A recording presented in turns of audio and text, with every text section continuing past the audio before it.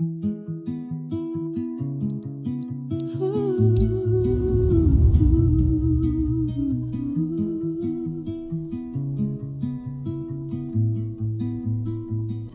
love to fly up in the sky, through the clouds I reach so high, climbing up to touch the light.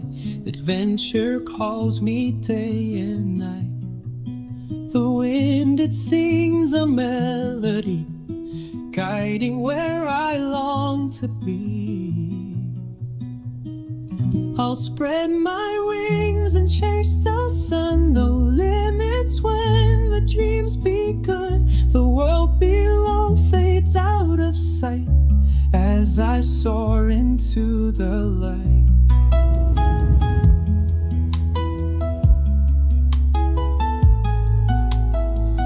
The stars above begin to shine, painting trails so bright and fine. Every turn brings something new, endless skies in brilliant blue. The wind, it sings a melody, guiding where I long to be. I'll spread my wings and chase the sun. No limits when the dream's begun. The world below fades out of sight as I soar into the light.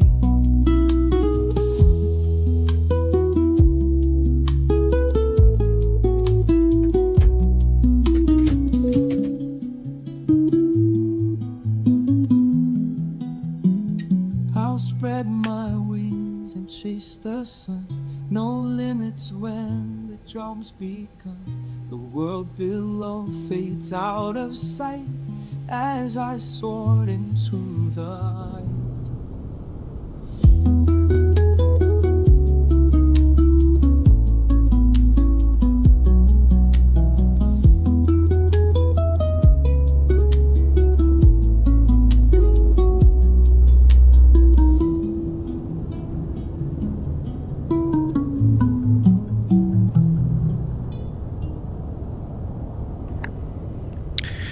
How's it going, everyone?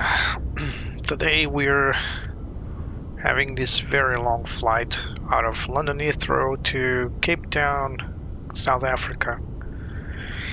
We are expecting fair weather, some uneventful flight, hopefully.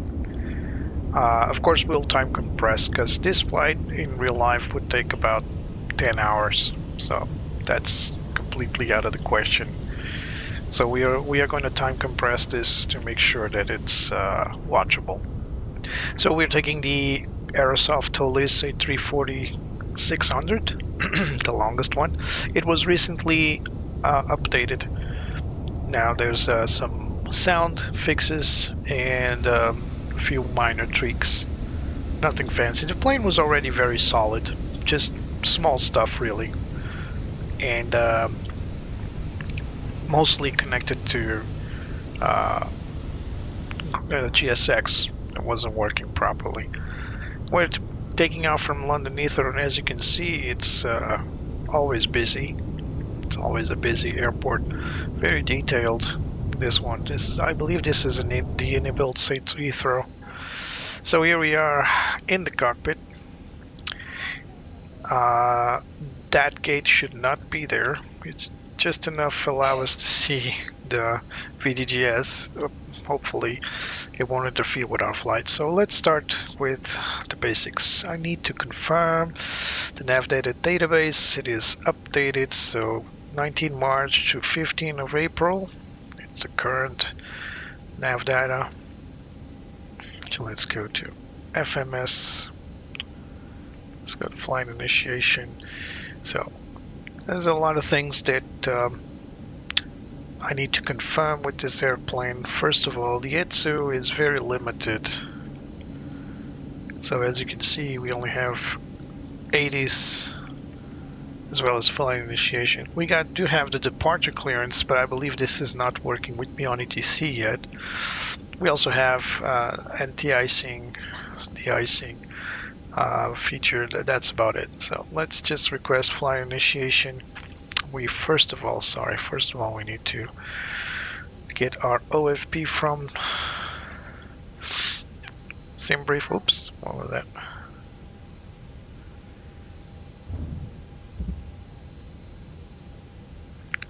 I just heard something bumping. How you doing, Drexy? I'm doing okay. How about you? Alright, there's our flight plan. And we're going to request GSX to start loading because it's going to take a while for this plane. Boarding requested. So boarding requested for now. We're also going to get refueling because we got 1,000 tons though.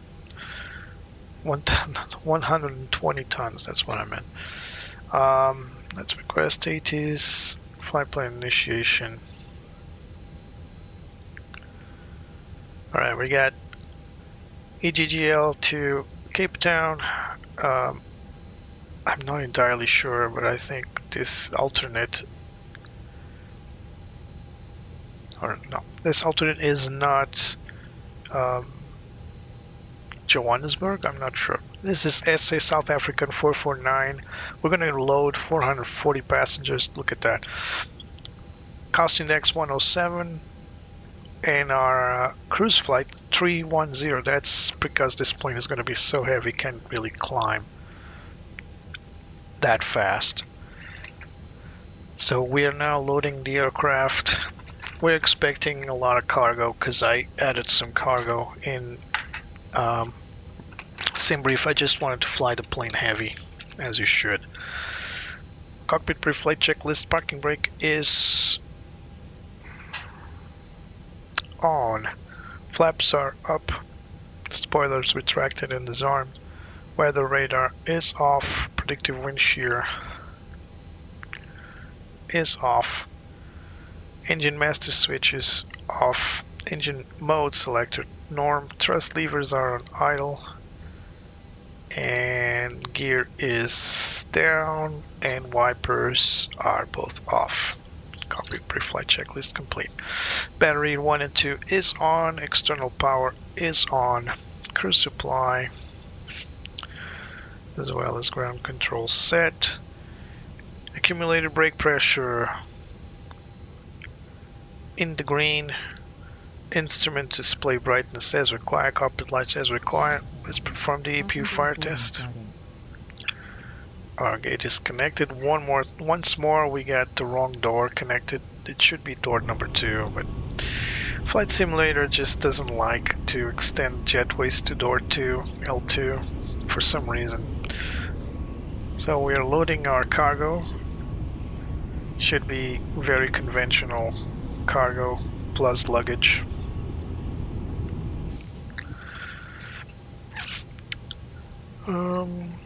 So APU fire test now.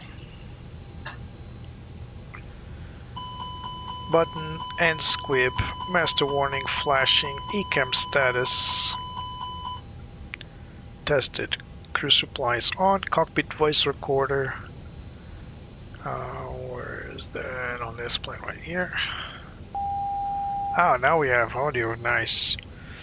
ADIRS 1, 2, and 3. Set 1.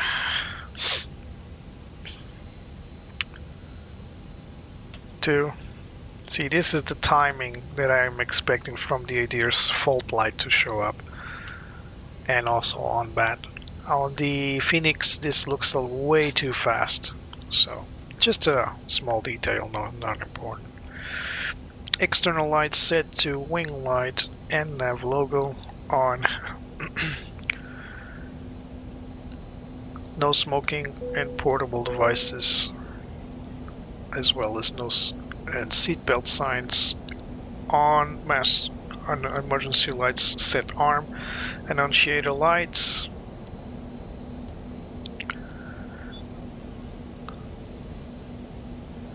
Everything lights up except the cockpit door control, but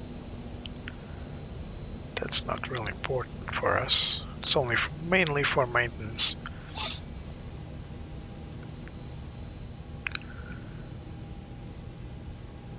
good. Coming down here. Both radios. I'll miss my dreams radios, but old school Airbus can get dreams on these. APU not available. Window in probe heat set to auto. AC temperatures as required. Econ page set electrical. Let's test the batteries. As you know, let's go to DC. Battery 1, battery 2, and APU bat. There, battery 2 there is having some amps into it, but should be zero, close to zero. So let's test battery 1 first. Battery 1 off. Symbology there. Unicam on your leg off. Turn it back on. And it's back on. Amps going up. As you can see, the amps on battery 2 reduce to compensate. This is resistance. This is not voltage is what matters most, but I'm not going to get you an electricity lecture now. Battery 2 off. We got symbology. Battery back on. There goes the batteries, fire up and then start coming down. This is exactly what I expect. Let's go to APU bat off and back on and on again. Confirm we got fuel pumps off across the board. Confirmed. We're going to perform engine fire test. This goes for all engines. All 4 buttons, 8 squares. Engine master switches, ECAM status, master warning, engine mode selectors, and pedestal lights. We got testing done.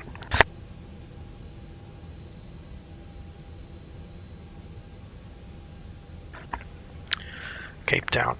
We're going to Cape Town. Engine fire test performed, so now flight directors both on. Barrel reference, let's listen to the 80s. You guys know the drill. We can also go to D80s. Temperature 10.05, QNH 1022, landing runway 27 left, departing runway 27 right, transition level 060. Bird activity in vicinity of airport. Advise on initial contact you have information in the matter. Okay, Heathrow Airport, information in the map. 1738 Zulu, wind 240 out 199, street set and cross check. 10 miles or more. Light rain, ceiling 2200 overcast. Temperature 10.05, QNH 1022, landing runway 27 left, departing runway 27 right, runway 27 right. 060, bird activity in vicinity of airport. Alright, we're going to request clearance by voice. I just need to set things straight. So 1022 QNH and cross check. EFI set constraint arc 10. Arc 10 and constraint, arc and 10. Set. For some reason these switches are all in the ADF position. So we're getting catering vehicles for some reason, alright. Don't mind me guys, fill it up. And we got FCU set up for flight level 060, I'm sorry, and that will be our transition altitude. So let's now go for the MCDU data. So flight plan loaded in. Let's go for block fuel. Alright, we are going to request departure now. Let's go to clearance. Springbok 449 Heavy, IFR to Cape Town Airport. Springbok 449 Heavy, IFR delivery, expect runway 27 right at max at 1 Foxtrot departure, squawk 1752. Max at 1 Foxtrot departure, squawk 1752, Springbok 449 Heavy. Springbok 449 Heavy, goodbye correct, contact ground 121.905 when ready for push all start. Grand 121.905 when ready for pushback or engine start. Springbok 449 heavy. Bye bye. Alright. 1752 is our squawk. We're expecting runway 27 right via Maxi 1 Fox. So let's do that. Departure 27 right via Maxi 1 Fox. Do we have any no transitions available? That's cool. Save us the time. Open door 1 Romeo. Because of the catering? Is that it? Alright. 1 Romeo. Let's open it. Probably 4 Romeo as well, right? Let's take a look. Yep, 4 Romeo as well. Let's open it. Catering guys are waiting. I don't know, it's very rare to have the catering operating, so I'm going to show you guys the catering dudes also really move in. It's really cool to see. Let's see if they move. Don't leave me down, guys. Boa tarde, Angelo. Welcome, Angelo. There's a guy down there. American 141. See the guy moving? It's really cool. And he operates the truck as well. It's really cool. Over to Tower 118.505, American 141 Heavy. Alright, so we got IFR clearance. IRS is still being in line. We got 2 minutes left. Flight plan has been reviewed. EFIs and NAVAIDs and squawk set. Cockpit preparation complete. Contact Tower 118.505 speedbird for Golf Sierra. By the way, we are leaving a bit early. I had planned to start my stream a bit later, but so we got one. Yeah, that's about it on the fuel lip, and the cargo is 800 kilograms, 440 passengers. That's about it. It's really cool to see that. At gate 305, destination Cape Town. Of course, A346, that's our plane, correctly identified. You see that at 1900, so we are 1 hour and 4 minutes ahead of schedule. Even though that says we're delayed, it's the other way around. We're ahead of schedule. As you can see in sim, we're 1 hour and 5 minutes ahead of schedule. Diniz, boa tarde. Saudações também, tudo bem? Consigo também. Temos que voltar a fazer aqueles streams dos helicópteros de combate a incêndios em Castelo Branco, ô Diniz. Não está esquecido, está bem? É só porque é outro tipo de operação, é sempre diferente. Mas não está esquecido. Ou Canadairs, ou Dromadairs, ou... vamos ver. Eu tenho que ver o que há aí a nível de combate a incêndios, além do Black Hawk, para a gente ter aqui, para fazermos umas coisas engraçadas. Alright, we can close the door now. Set to auto. Didn't ask for 1 Romeo, but yeah. For some reason, GSX is just loading 297 passengers instead of the required 400 plus. Not sure why, because that's really what even GSX acknowledged, the 440 passengers, but then actually loading them, it's 297. I hope that doesn't give us any issues with the weight and balance. You can see there 440 passengers. It's still being loaded. See, it's dynamically assuming the weights. As soon as GSX claims it's done, we'll apply these values, because I just don't want to have a lighter plane. Ok, Diniz, fica combinado. Vê se numa próxima eu consigo fazer isso. Okay, now let's go runway 27 right, full length. This is the current weather for the runway. No anti-ice required. Let me confirm. Speedbird 932. No, we're in the verge. 505. A request push We're in the back and engine verge. start. Thrust set flex. Speedbird 932. Heathrow Let's ground, set pushback auto, approved air to face conditioning east. to on. Pushback approved to face east. Speedbird Compute. 932. Alright, looks like we got flaps 2, flex 55, V1 is set for 165, 175 for VR, and 180 for V2. Quite fast V speeds.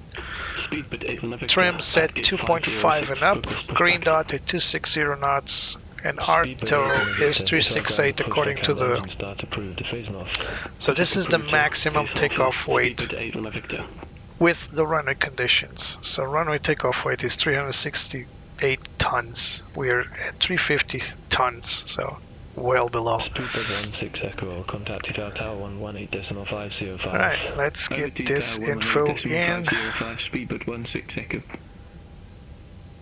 Request takeoff data. 8403, request pushback and engine start.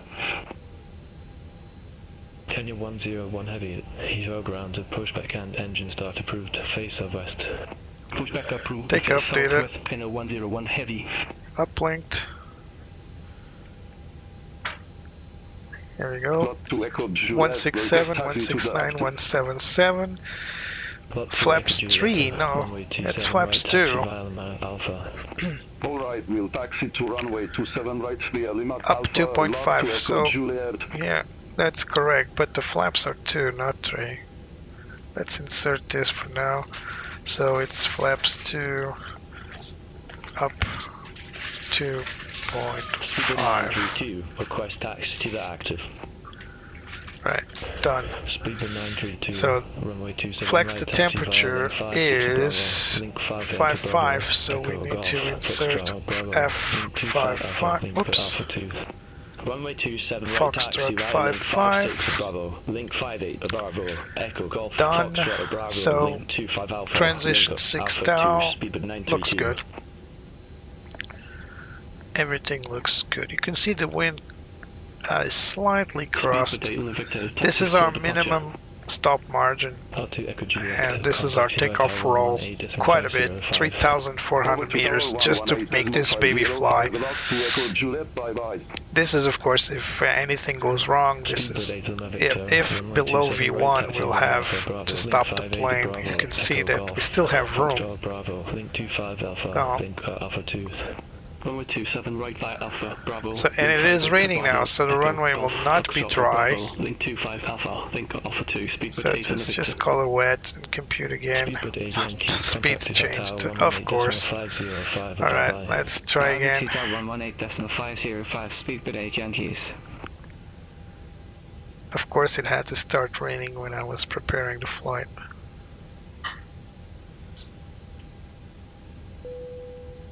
Alright. Passengers have been boarded, but as we saw earlier, apply these values because GSX is just not assuming correct passenger count. Kenya 101 Heavy. Takeoff data uplink received. Yeah, so now the speeds are slightly different when we get to flaps 3.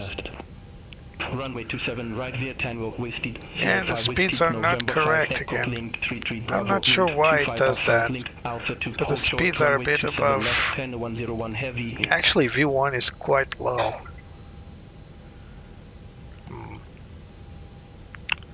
So do we need anti-ice? No, not required. It's just above the threshold. Alright, I think we're good. Let's start the APU now, and let's start clearing the airplane to leave the gate. Come on. There we go. So there's a discrepancy between the calculator, takeoff performance calculator, and what it transmits to the plane. I need to talk with the guys at Aerosoft and Toliss to make sure this is addressed, or whatever I'm doing wrong. It's probably one of the both. Copy 008 Ask heavy, Sea Ground 1333, Services. request pushback and engine start. All doors are on auto. Cathay 008 heavy, Heathrow ground and pushback Arm approved to face slides. southeast. It's currently not Pushback operating. approved, face But southeast, copy 008 alright. heavy. Pre-start checklist. APU masters on. APU started. MCD weights have been inserted. Let's go for the initial page now. Let's confirm we got ourselves engines. We got 230.3 and CG 25.2. Block fuel is 120.4. That is correct. We got APU available. Let's bleed it in. And external power off. Done. Seatbelt signs are on and air conditioning as required. We are good to go. Let's request GSX to get us out of Dodge.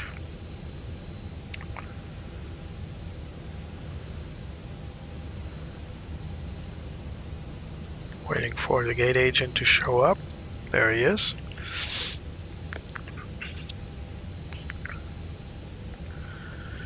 Alright. Push back and start up. Windows and doors Request pushback and engine start. are all closed. Cockpit door. Stanley 664. It is closed and we're gonna lock it. Pushback approved. Oh, it's already locked. Stanley 664. Beacon Copy is 008 on. heavy, request taxi. Turn on all the pumps. Right taxi via Foxtrot Bravo, wind 25 Alpha. There's a lot of buttons to turn on. Runway 27. You gotta remember the A340 does have trim tanks. There are a lot of pumps to be turned on. Let's remove the external power as well as the chokes. Sierra 5 Whiskey, November 5 Echo, link 33 Bravo, link 25 Alpha, link Alpha 2. Steering pin inserted. TCAS set to standby. I'm gonna run the clock as soon as we get the clearance to depart. Springbok 449 heavy, gate 305, request pushback and engine start. Springbok 449 heavy, Heathrow ground and pushback approved to face east. Pushback approved to face east, Springbok 449 heavy. Face east. Just waiting for GSX to get his crap together, as usual. Locking gear. Only now it's locking the gear.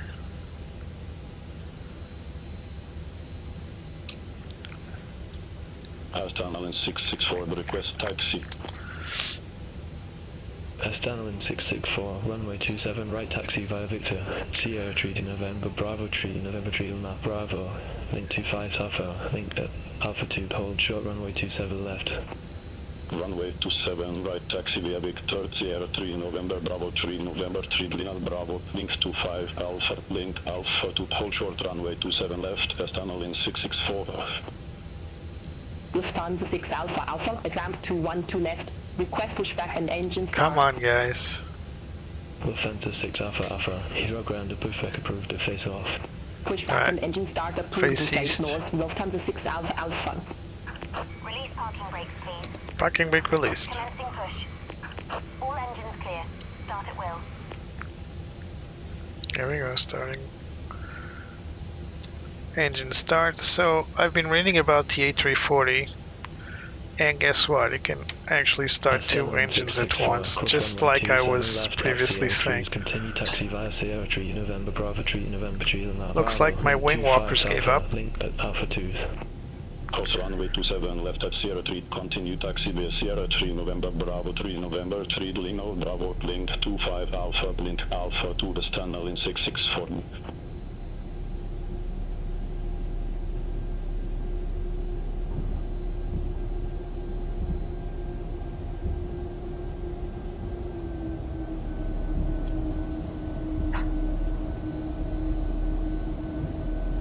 I can hear a plane behind us. I hope we don't crash into it. Ah, it's stopped. Oh, look, the wing flex is a bit much, isn't it? 1 and 2 starting.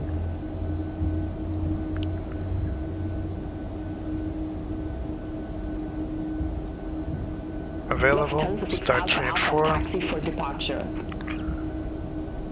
Lufthansa 6 Alpha Alpha, runway 27 right, taxi via Kilo Bravo, Lima Alpha. Runway 27 right via Kilo Bravo, Lima Alpha, Lufthansa 6 Alpha Alpha.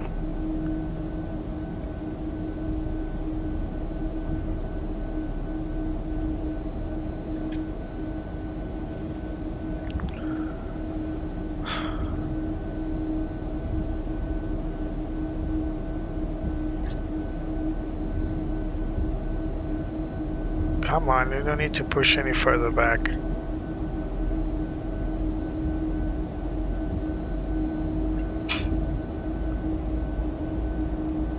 We were over there, still pushing back for some reason. Oh no, we were here. All aircraft be advised, information like now current to QNH1022. Please set parking brakes. Parking brake set. Confirmation for a good engine start. We got a good engine start. Cockpit to ground. Engine's not started yet. Oh, still the same bug. Stand by. Complete the pushback.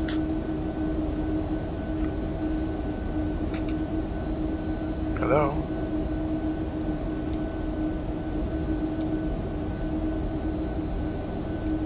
Alright. So, after start checklist, APU bleed off. APU master switches to off. Lufthansa 6 Alpha Alpha, contact Heathrow Tower 118.505. After start checklist complete. Over to Tower 118.505, Lufthansa 6 Alpha Alpha. Springbok 449 Heavy, request taxi to the active. Truck disconnected. Bypass pin removed. Kenny 101 Heavy, contact Heathrow Tower 118.505. Contact Tower 118.505, antenna 101 Heavy. It's a big tow truck. 664, contact Heathrow Tower 118.505. Contact Tower 118.505, Epstein 664, have a good evening. Springbok 449 Heavy, runway 27 right, taxi via link 34 Alpha, link 33 Bravo, link 25 Alpha, link Alpha 2. Oh my. Runway 27 right, taxi via link 34 Alpha, link 33 Bravo, link 25 Alpha, link at Alpha 2 Springbok 449 Heavy. So, link 34 is where we are. Before taxi checklist, runway turn off. Auto brake set to max. Flap set for takeoff. Engine NTI is not required. Flight controls, we'll check it halfway. Pitch trim set 0 and press reset.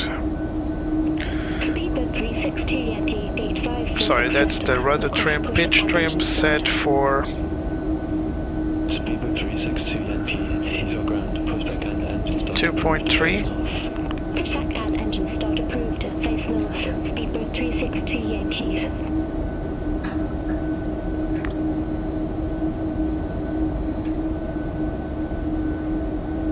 Come on, there it is. 2.3 set, and steering pin has been removed. It's taxi for the gate, for the taxi, I mean, for the runway. Whew. That's not good. Parking brake off. Let's go.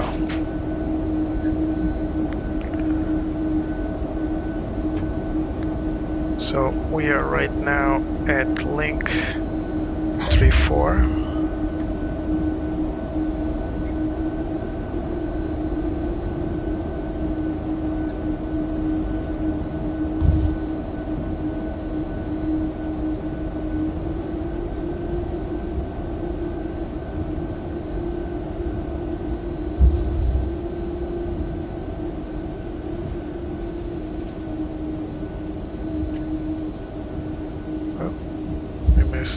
It's this one right here. So I believe we need to go to link to Alpha. Well, this one right here. Oh my god. Alright, it's a good thing this plane is huge, because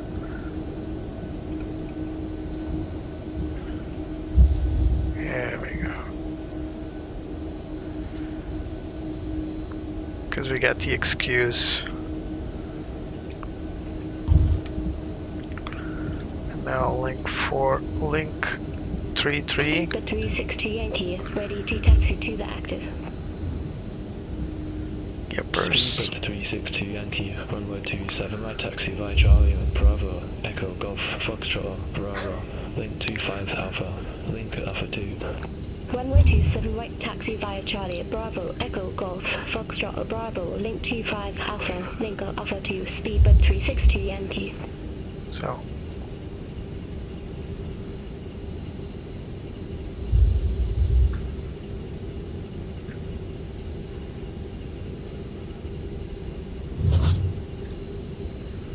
Here we are. So we are now at link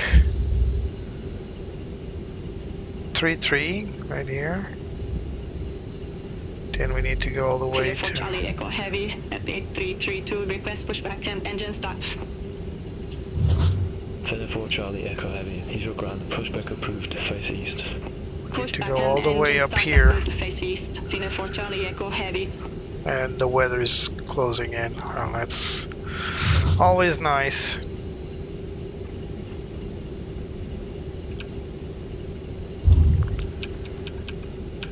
So we do have weather at London.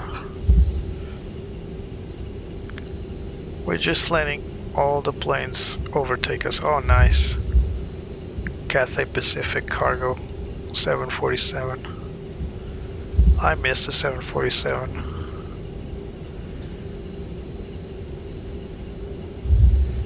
I miss it quite a lot. I need to get me 747 for flight sim. PMDG is working on it, the 400 series, but of course it's gonna take him a while. Alright, we're gonna need to turn on the next one.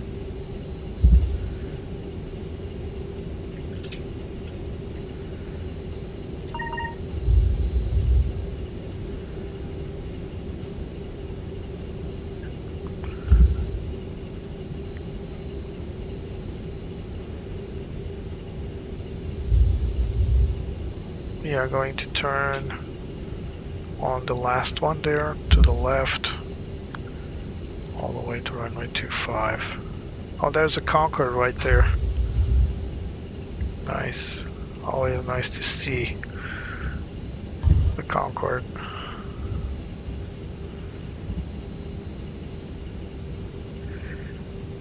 Yeah, I think we took a wrong turn back there. I think we should be on that lane. You can see all the other planes going in that lane. But we're going to intercept it. Cleaner 4 Charlie, Echo Heavy, ready to taxi to the active.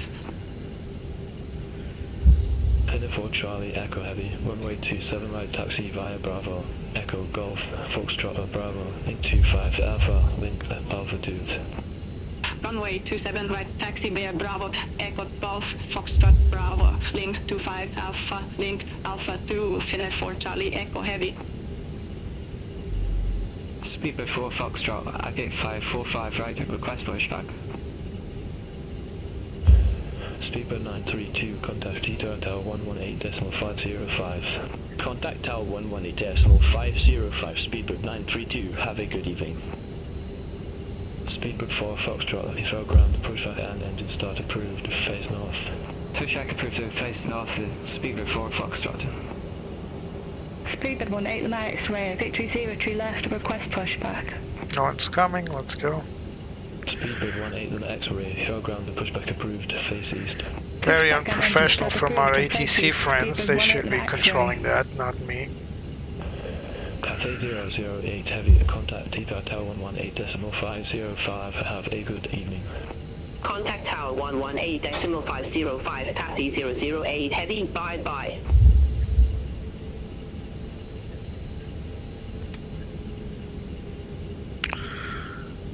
Speedbird 55 Super, Gate 564, request pushback and engine start.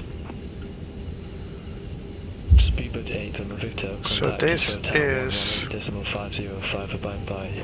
Over 2 Tower 118.505, Speedbird 8 on the Victor. Speedbird 55 Super. Link Heathrow 23, ground, alright, now we're correct. face south. Pushback and engine start approved to face south. Speedbird 55 Super. And we're gonna hold here. Springbok 449 Heavy, contact Heathrow Tower 118.505. Contact Tower 118.505, Springbok 449 Heavy. Cathay 008 Heavy at runway 27 right, line up and wait. Line up and wait, runway 27 right, taxi 008 Alright, let's heavy. strobe set to auto. Parking brake set. When I turn off lights, nose light set for taxi. Takeoff config. Check. Before takeoff checklists will be performed. Not yet, because we need clearance for takeoff. Let's carry on. Let's set TARA. And let's call the cabin. Speedbird 8 London Victor, holding short, runway 27 right. Cathay 008 Heavy, Evo Tower, 1240. Lots of inertia on this runway plane. 27 right, cleared for takeoff. Runway 27 Look at right, that. cleared for We need to takeoff, add taxi 008 heavy. half engine power, half engine thrust to get it moving. Number 2 for departure, hold short of 27 right.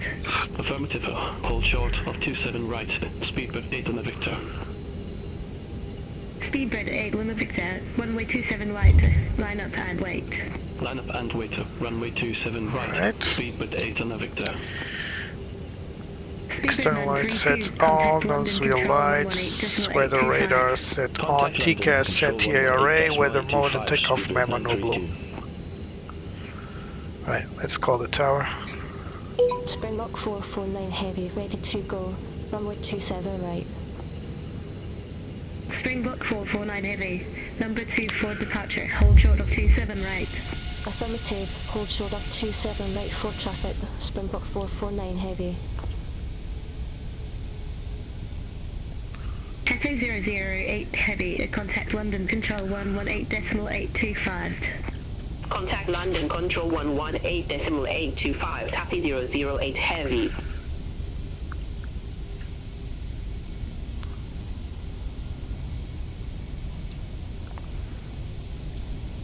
Let's hold here with the visual Speedbird holding 8 point. Victor, Heathrow Tower, 1240 at 18, the runway 27 right, cleared for takeoff, caution, wait turbulence.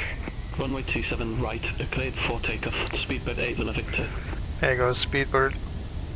Springbok 449 Heavy, runway 27 right, line up and wait. Line up and wait. Line up and wait. Springbok 449 Heavy.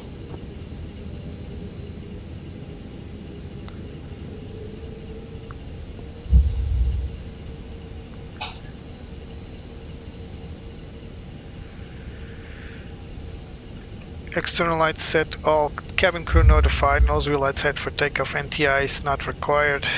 Still not required. Oh, there actually, we're gonna need engine NTIs, it's now 9 degrees outside.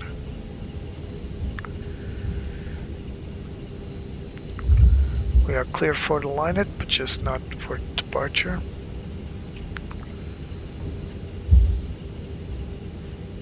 Springbok 449 Heavy, Heathrow Tower, 1240 at 18, runway 27 right, cleared for takeoff. Runway 27 right, cleared for takeoff. There we go. Springbok 449 Heavy. Speedbird 8 London Victor, contact London Control 118.825. Contact London Control 118.825, Speedbird 8 London Victor.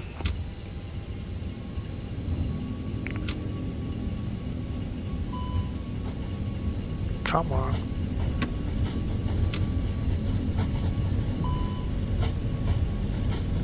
The heck?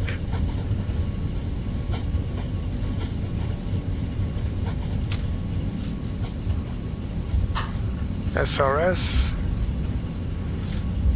Why don't we have the flex indicator there for some reason?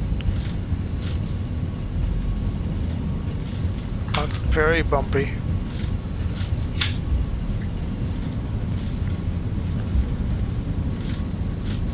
$160.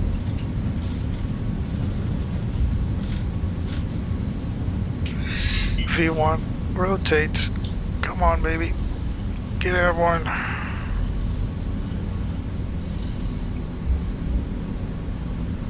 Positive rate. Gear up.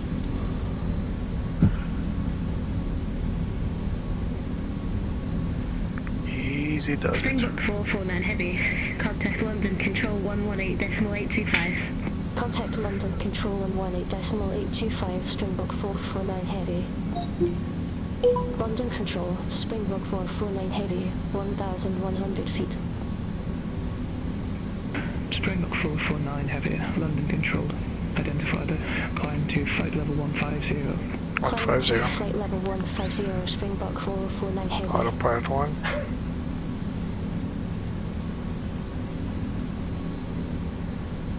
Yeah, it is very heavy. It's amazing that we could still stop at mid-runway with not much runway left. Speed check, flaps 2.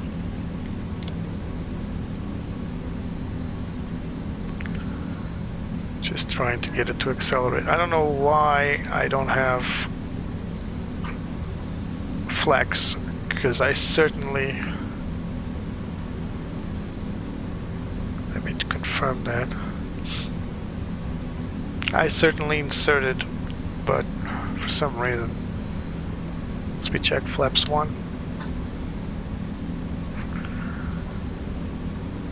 Lever to climb.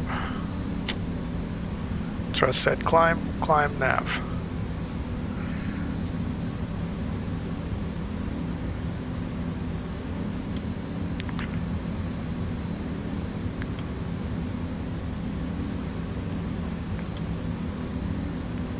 Speed check, flaps up.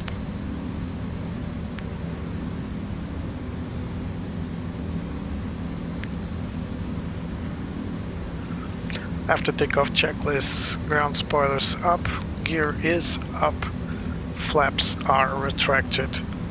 Thrust set to climb, autopilot as required, nose wheel lights,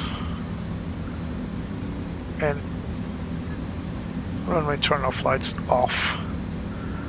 After takeoff checklist complete.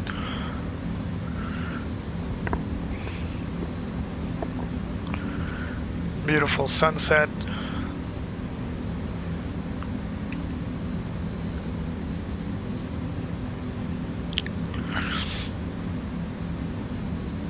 Hello, Andrew. Nice seeing you, Andrew.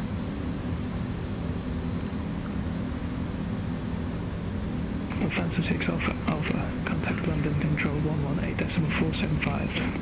Contact London Control 118.475, Lufthansa 6 Alpha. Guys, don't worry, we will time compress, so this flight would take 10 hours. But we are going to enable time compression, and then we're gonna speed up all the way down to Cape Town. So we are following the first constraint out of Heathrow. So this altitude constraint will set us at 6,000 feet. That's also during just above transition, just below transition actually. So say goodbye to the UK and its fabulous weather. Not. Betsy isn't with us today. Andrew, I apologize. I'm doing okay, Andrew. How about London you? Control, speedbird 18 Lima X-ray, 1,500 feet. Speedbird 18 Lima X-ray, London Control. Identified at climb to flight level 170. Climb to flight level 170, speedbird 18 Lima X-ray. Ice not detected. We can turn off. So the final constraint, then we're going to start our climb after this magenta point there.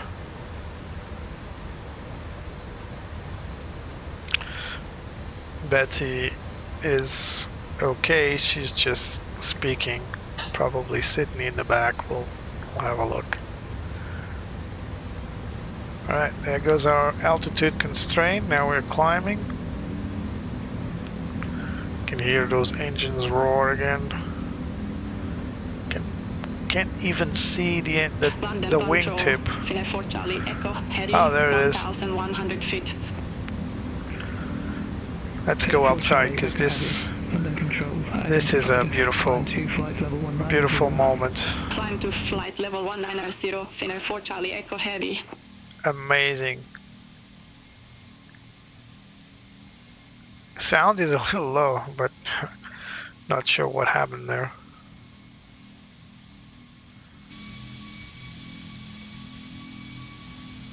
Should be a lot louder, this engine sound. Let me see if I can fix that.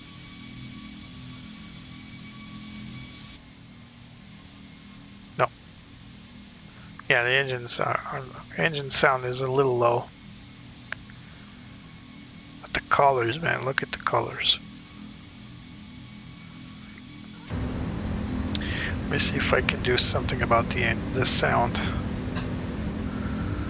Master volume, internal, external. I mean, everything is looks good, isn't it? 101 heavy, contact London control 118.475. Sent on 118.475, N101 heavy.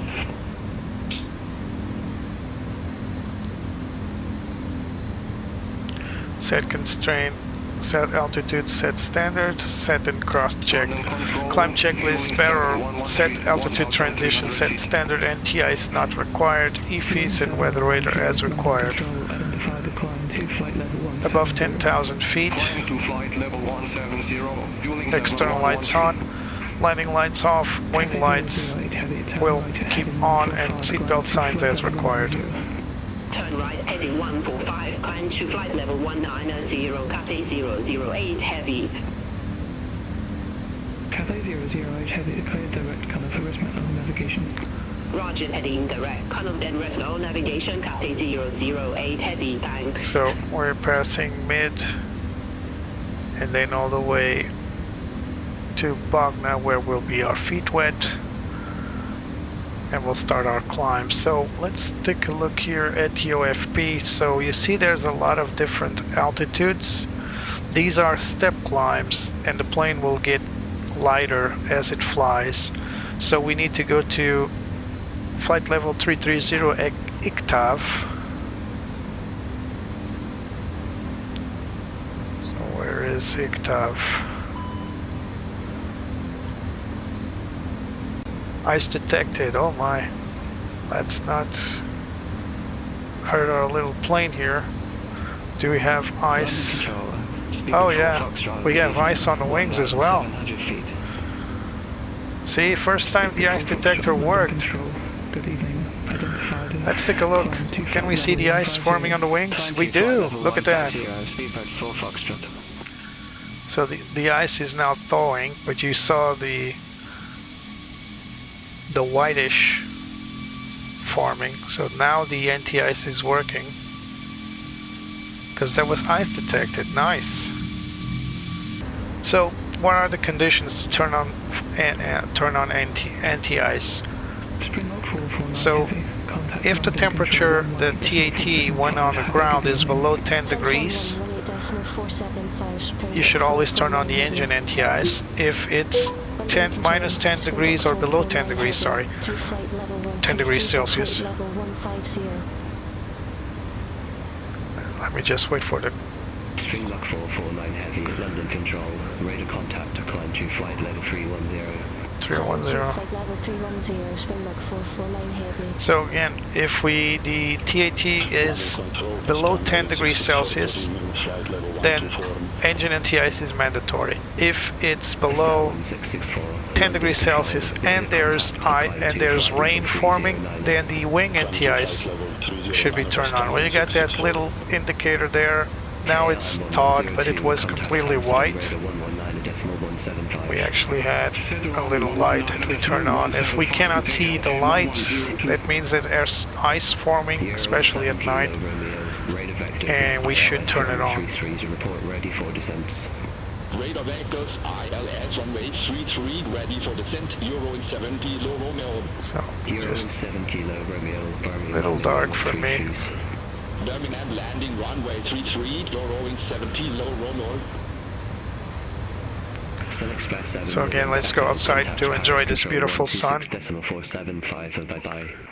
Contact Paris Control 126.475, Sun Express 7 November Echo. Euro and 70 low Romeo, turn left at heading 235, vectors for the approach. Turn left, heading 235, Euro and 70 low Romeo. London Control, Speedbrief 932, flight level 163. So there was an update for this airplane to adjust the sounds, but apparently it needs a little more adjustments. Climb to flight level 330, Speedbrief 932. So what would happen if the plane got a lot of ice formed on the wing nacelles and on the engine nacelles or the wings? Well, if it was on the wings, we would start getting some issues with lift. So what ice does is make the wings less aerodynamic, and lift would be an issue. We would start seeing the plane struggling to climb. As for the engines, of course, we would start seeing a decrease in engine thrust. So both things indicates to us that there's ice being formed. This plane has an ice detector, so it will tell us that there's ice formed. Not all planes have that. You just need to learn to ID the plane signals that something's off. Not all planes in Flight Sim model this, but this one does, and it's a cool thing. So, Euro 70 low Romeo, turn right at heading 295. Got a message here. Turn right, heading 295, intercept the 33 localizer, Euro and 70 low Romeo. It's just this says the ACARS. This ATC is not available, but it was available for us regardless. This is because this plane doesn't have integration with Beyond ATC, so it's trying to read ATIS, but there's nothing there. London Control, expect blend for runway 28 left.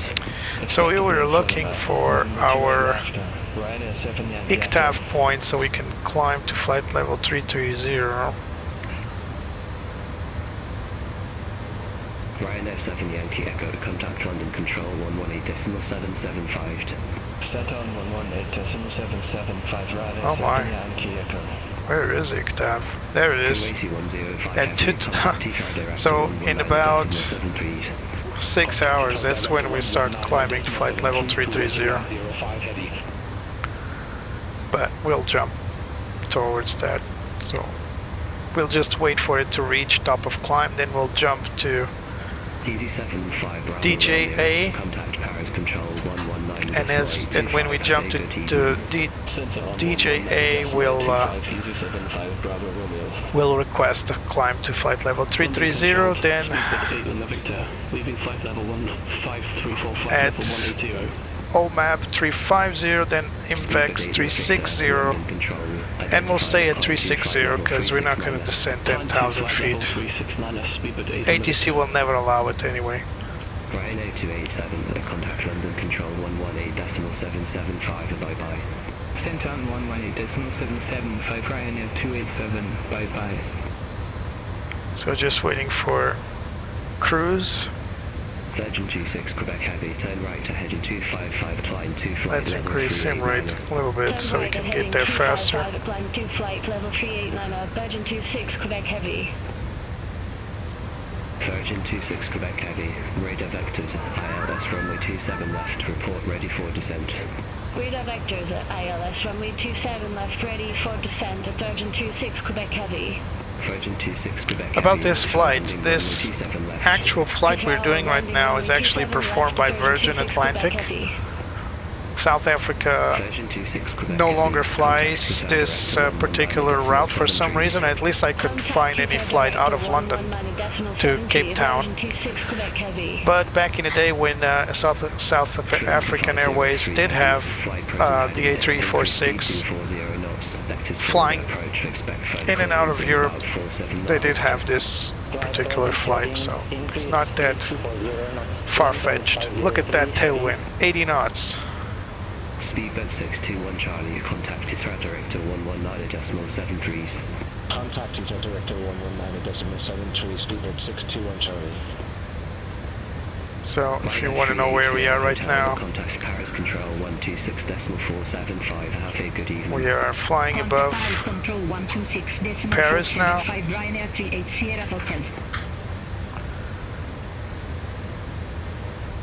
Or France, more likely. We should be handed over to Paris. For some reason we're still flying over Magic on 87 Foxtrot Victor. Contact Brussels Control 125.0. Contact Brussels Control 125.0. Magic Sun 87 Foxtrot Victor. London Control, speedbird 362 Yankee. Alright, we are at cruise. 1114, flight level 140, direct Patex. Speedbird 362 Yankee, London Control, identified at climb 2 flight level 290. Climb 2 flight level 290, speedbird 362 It's amazing Yankee. where we're still flying in London. Lufthansa 6 Alpha Alpha, contact Brussels Control 125.0. Center 125.0, Lufthansa 6 Alpha Alpha. Speedbird 932, London Control, expect copy Alright. 06. Runway So 06. now let's jump ahead to 06, Speedbird 932. London Control, Ryanair Uniform Victor, flight level previous 270. waypoint from ICTAV. Ryanair Uniform Victor, London Control, ready contact. Kenya 101 Heavy, contact Paris Control 126.475. Contact Paris Control 126.475 and Kenya 101 Heavy, bye-bye.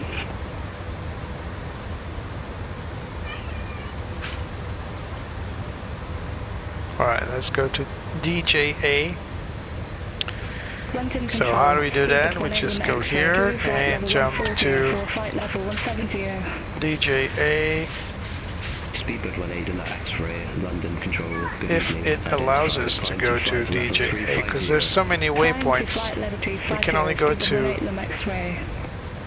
the ones it allows us to. So Contact Paris Control 125.7. Santon 125.7, Springbok oh, that's 449 a Heavy. dangerous name there.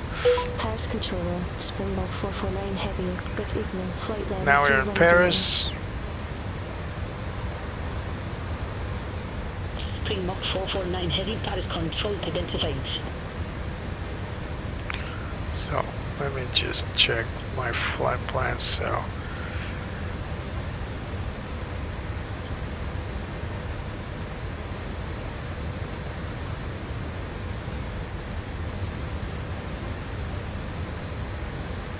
we'll just need to jump to that last waypoint, Angus, which will be not ideal, but good enough for our step climb planning. TSAC, Minpa, FJR, Oblad, Khmer, CSG, Amira, Rimmel, Barca. All these are African waypoints already, so we should be going all the way to DJA, but since we cannot, we are going to Barca, which is close enough here. Alright, let's jump ahead. You guys know the drill. Actually, no. Where is Barca? So Angus, KSA, CF. Paris Control, DC-7, 5 Bravo Romeo, flight level 213. Airhawk 99 Mike Victor, Paris Control, expect radar vectors ILS runway 27 right. Expect radar vectors ILS runway 27 right, Airhawk 99 Mike Victor. Tarat. Airhawk 99 Mike Victor, contact the goal approach 133.38. Contact the goal approach 133.38, Airhawk 99 Tarat. Mike Victor. Tarat is safer. Easy 75 Bravo Romeo, So Paris apparently I Control, could radar contact. just go all the way down to the end of the flight plan. If we can go farther, oh, Tarat's nice, so we can request climb to flight level 330. Looks good. Alright, let's go. To red. 3, 2, 1. Here we go. Plane's searching for itself. There he is. Springbok 449 Heavy, contact Navigraph control LGS 124.1. Let's go to NGS control. Springbok 449 Heavy, have a good evening. We still have that nice tailwind. Springbok 449 Heavy, flight level 310. Springbok 449 Heavy, Navigraph control LGS radar contact. Alright.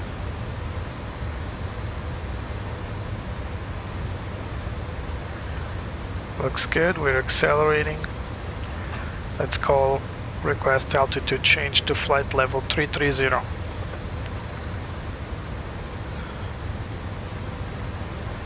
After DJI, of course, we need the performance to keep up.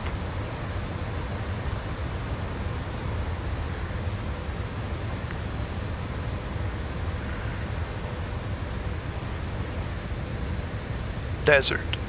Nothing but desert. This is Central Africa, by the way. I'll show you where we are right now.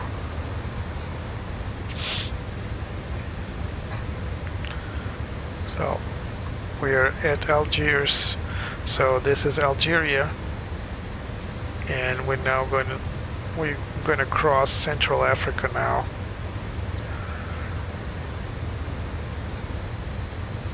So there's Angola.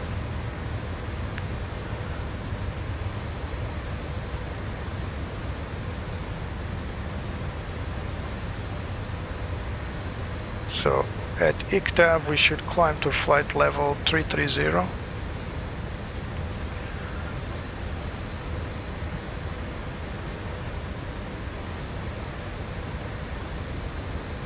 Let's jump to the DJI.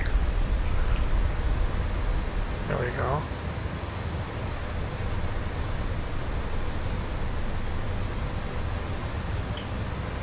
We got some very strong crosswind. That's why the plane was almost flipping on its axis. Alright, we got an indication there to climb to flight level 330 above. The reason I'm doing this is because I want to get to Cape Town with fuel. If I don't step climb, I'll spend way too much fuel. Oh man, look at that. What a view. That's some highway crossing the desert. Crazy, crazy picture. It looks like there's a light source on the right, but no, that's just sand. It's yellow. It's not like white being illuminated by an amber light.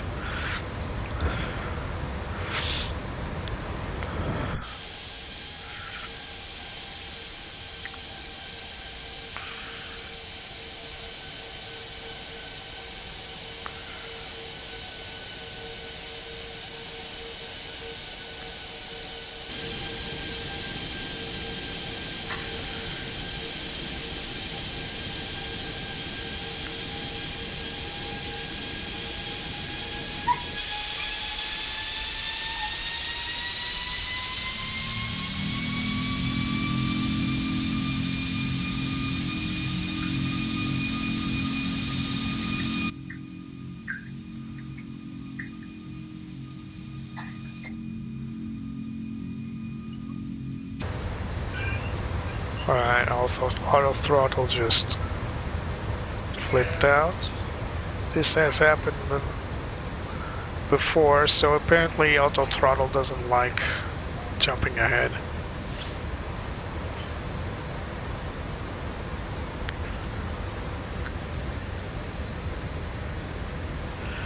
Alright, let's call just beyond ATC. And let's ask it to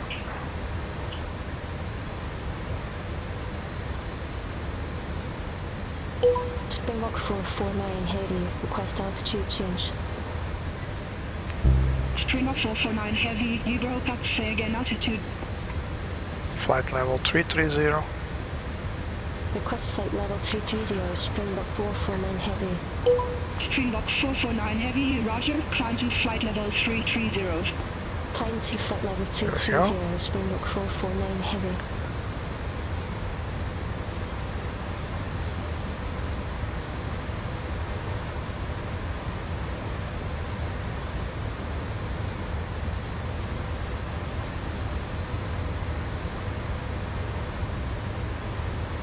Slowly climbing up. There it goes.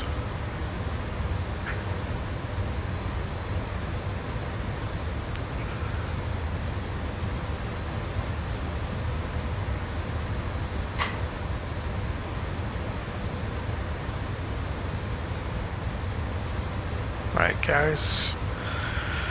We've been flying for 3 hours and 30 minutes, more or less, in sim, of course, much less than that in real life time.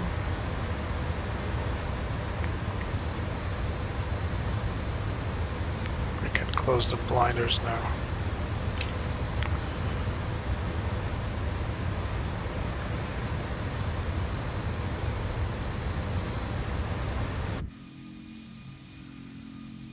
Look at that beautiful desert.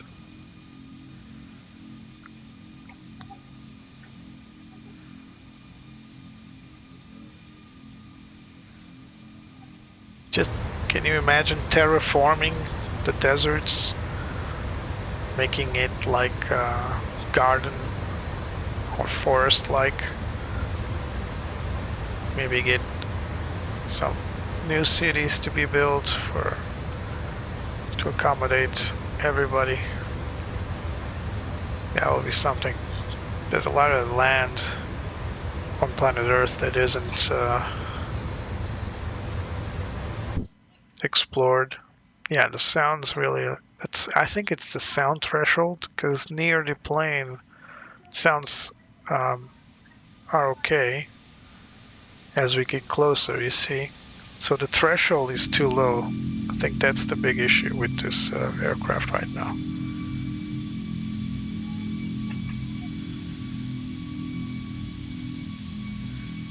Alright, we're reaching the new top of climb.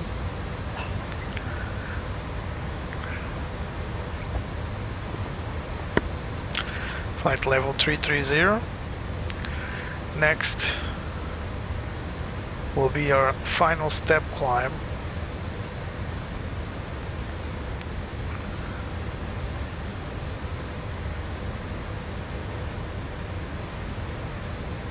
At steer point IMVEX flight level 360. Sorry, flight ULMAP flight level 350. Okay. Can we select ULMAP?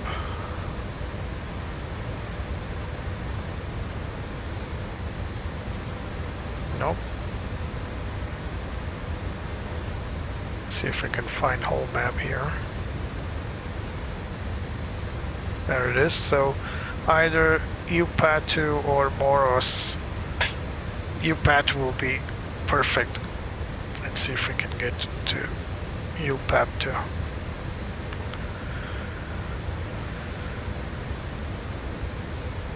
Nope. So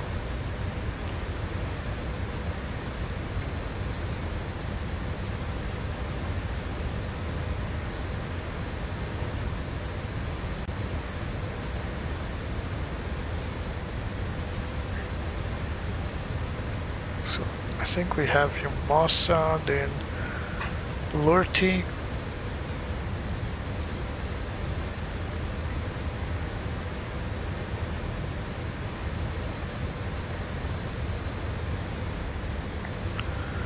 Not one usable steer point. Rackham, Tuxel, Bunlo.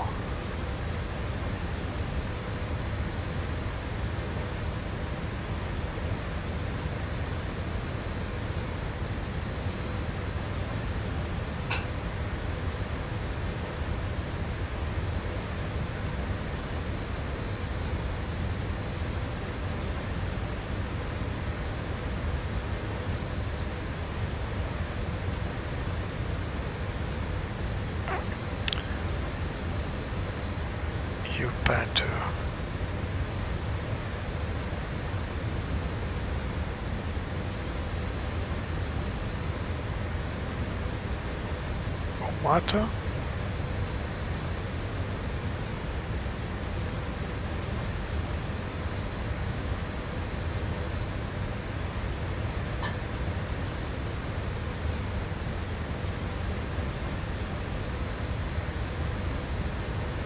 Mika, Lumosa,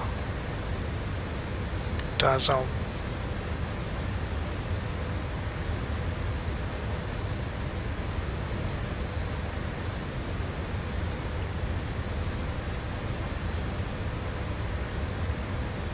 Mitar.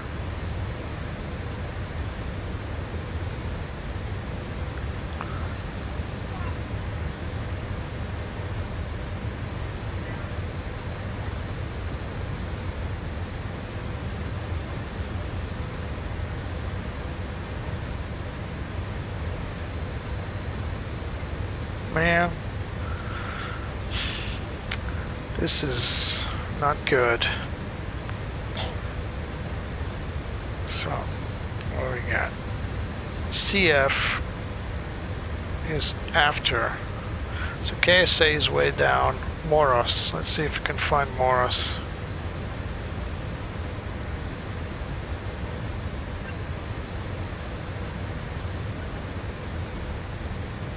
Yeah. Alright, we can do Moros. Center on 126.1, Springbok 449 heavy. 9 control, Springbok 449 heavy. Flight level 330. Springbok 449 heavy, 9 control, radar contact.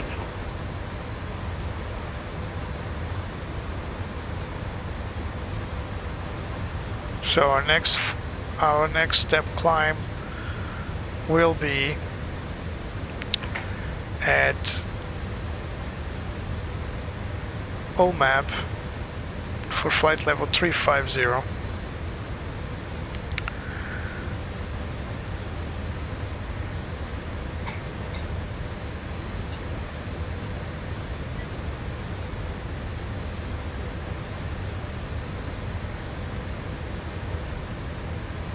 Wait a minute. OMAP 350.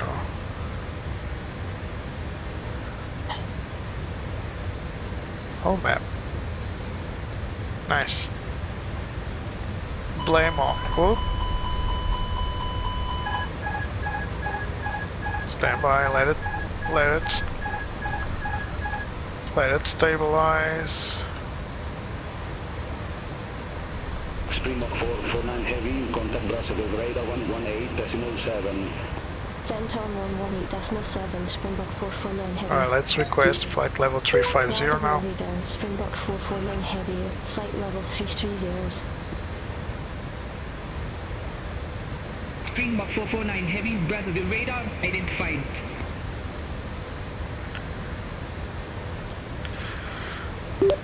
Brazzaville radar, Springbok 449 heavy, request flight level 350.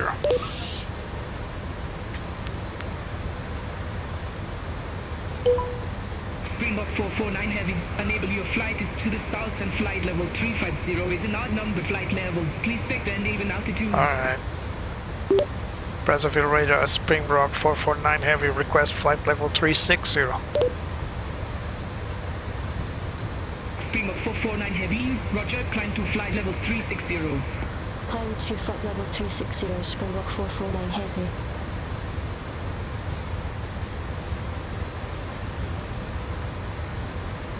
Here we go. Just start climbing, baby.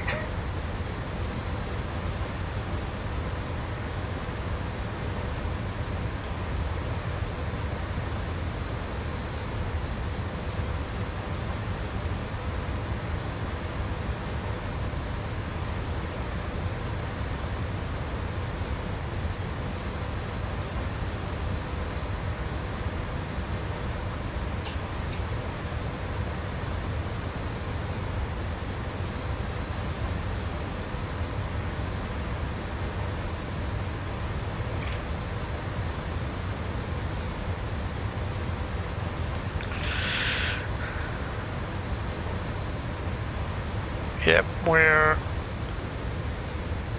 Look at that.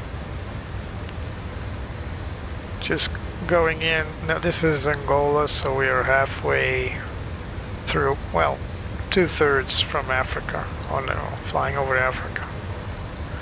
2/3 of the continent. This is our final step climb, and then we should be good to start descending after we jump ahead one final time.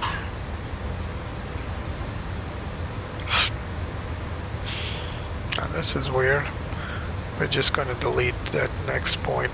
Just go straight to KSA. No point in.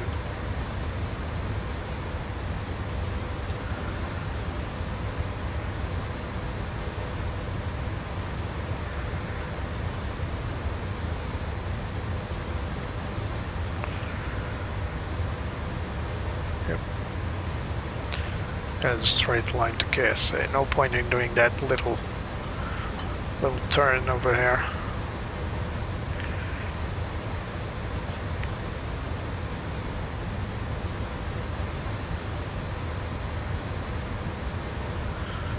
So it's going to take its sweet time to continue climb to flight level 350, but we need that in order to save fuel.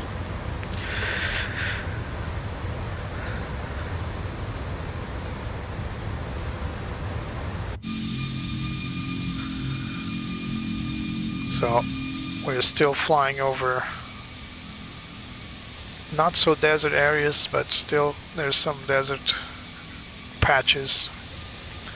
But this coastal west coast of Africa is actually, there's actually some pretty luxurious jungle.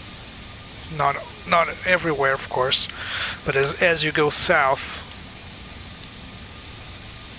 it becomes more evident.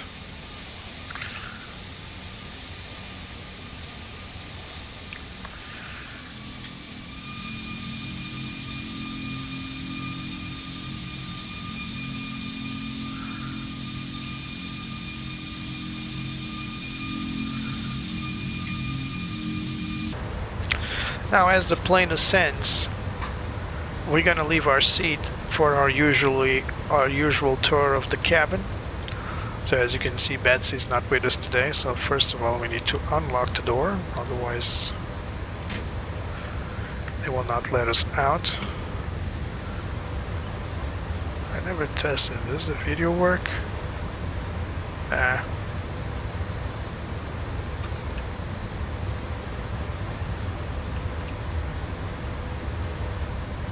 Nah, doesn't work.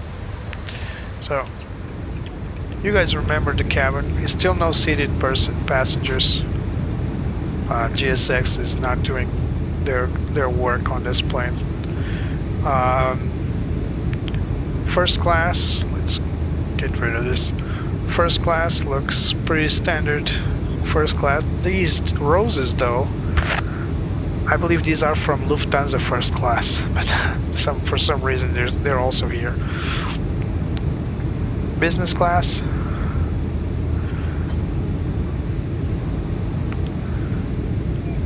I still don't get it why the front seat guys don't get a screen. It's not on this plane, just on this plane. I've seen it over and over in the different aircraft configs. So, mid galley,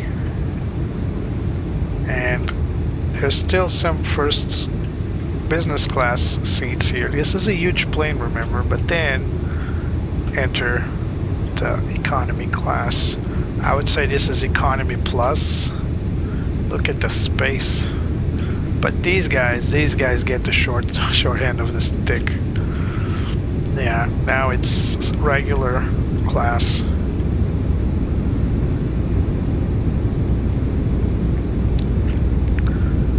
Standard. Look at that. If you are going to fly a long-range flight, I advise you to spend a little more and get into business class and the rear galley. And the reason being, the knee space is, let's go over here. The knee space is just too little. You guys can see that for yourselves. Juliet Romeo, contact Libreville radar 126.5, bye-bye. Center on 126.5 of Larry Juliet Romeo.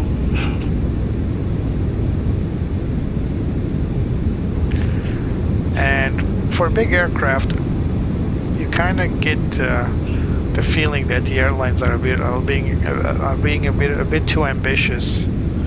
By not, I mean, these guys are okay, but I can tell you right now that this is there's the lavatories here and the crew rests. I forgot to show you. Look at that. Of course, these don't. None of the cabin has any kind of interaction. Whoa! What was that? That was. I believe there was a. Are we going through a thunderstorm right now? Looks like we are. Yep, thunderstorm. Alright guys, sorry, cabin tour is short a little bit. Can this door close any slower? Door locked. So like I was saying, business class is a little more expensive, of course. But yeah, Springbok, Andrew, in South Africa. Yeah, it's definitely a thunderstorm beneath us.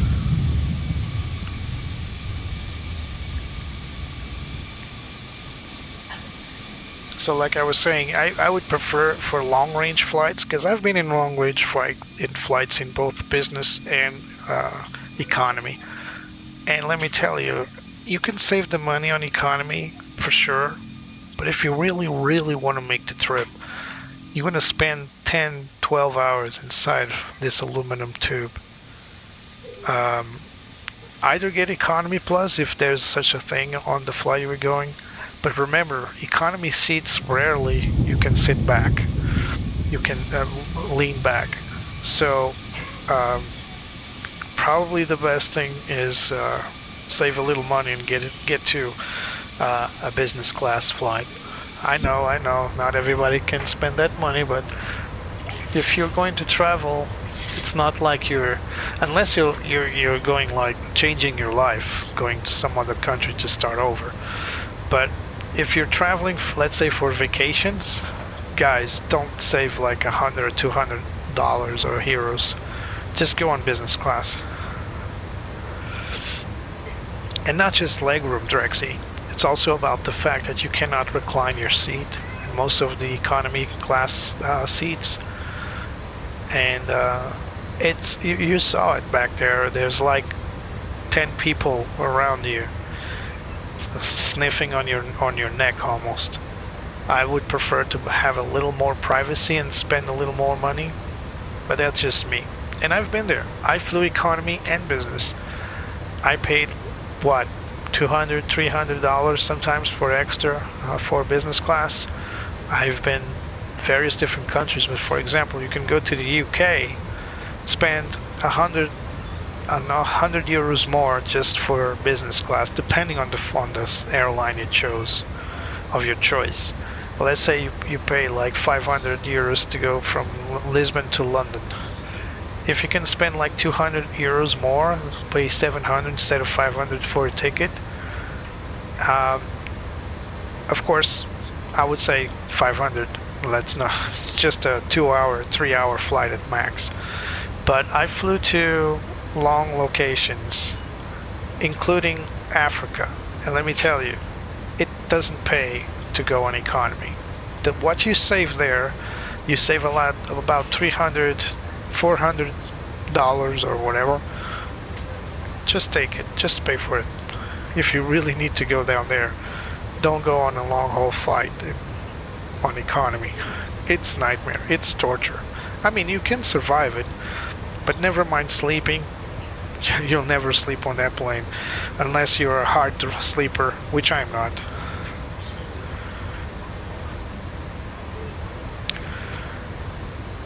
Andrew, I saw your message, Andrew, so if you're still there, honestly, don't worry about it. Thank you so much for being my friend and being here when you can. It's okay. If you want an advice without going into details, which I'm sure you don't want to, sometimes to get your mind off things, it's the best thing to do. But hey, you do what you think it's right. So I'm doing this because this should be on by default, by the way. This is not working, the tilt, the gain, not sure. I'm doing this because I'm looking ahead and I'm seeing these very tall clouds here. I'm not sure they're on our flight level, but they sure look tall. I don't know if you guys can see them. They sure look tall. Let's see if I can get it somehow for you guys to see it. So I'm checking the radar.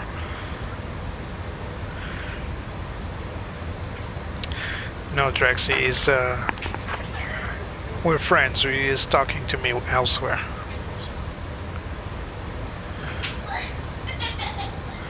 So coming up on KSA, and I believe it's safe for us now to make our jump towards one of these last few flights, a few legs, I mean. So at Okrulapkek, we're already in Cape Town FIR, so I think we're going to go for the last one, which is, I believe, Angus. Let's declutter this a little bit. Yeah, Angus. Let's jump ahead to Angus, and we most likely will be sent over to South African, so maybe Johannesburg approach, and then we'll request will be handed over to Cape Town. So let's see if we got that point. Number 1, Angus, there it is. So one final step, and I promise you guys this is the last jump for our destination. In 3, 2, 1. Whoa, welcome to a new broad daylight. Nice call. 449 heavy, contact Johannesburg Control, West 118.5. Have a good morning. Center on 118.5, Springbok 449 heavy. Johannesburg Control West to Springbok. So we've been flying for 10 hours and 30 minutes in sim. Sun is rising. Springbok 449 heavy. Johannesburg Control West, radar contact.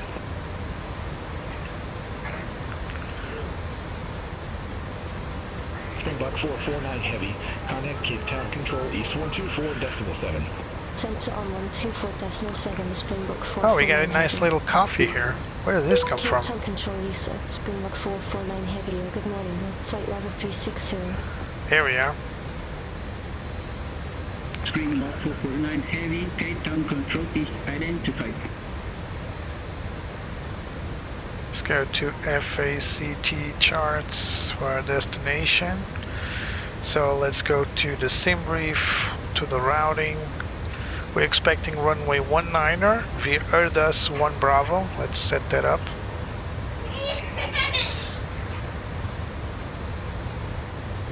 ILS Zulu, runway 19er via Airbus 1 Bravo. Correct? Yep, correct.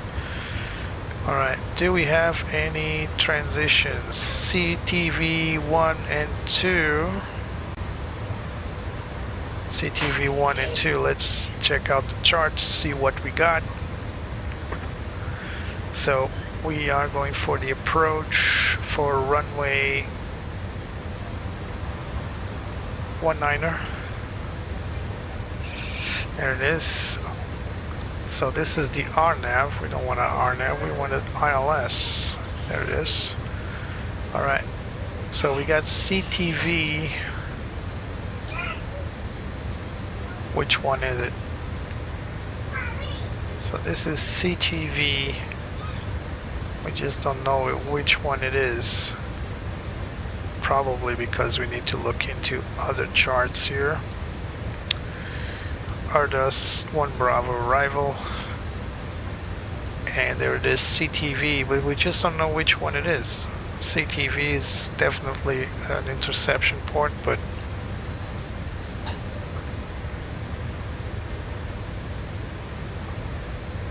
well, it's Airbus 1 Bravo, so we're going to go for CTV 1. And let's take a look at the plan here. Let's confirm it's what we want.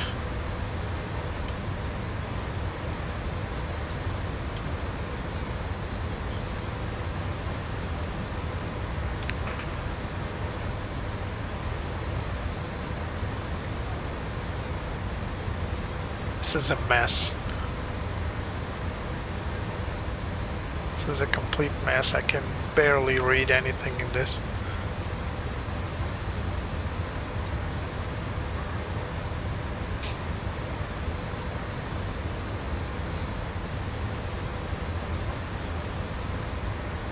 Alright, so we go down here and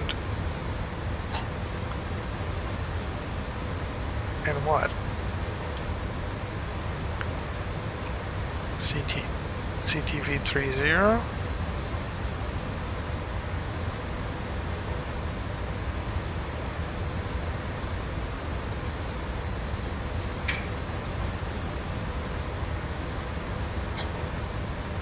CTV 30, then D065KA.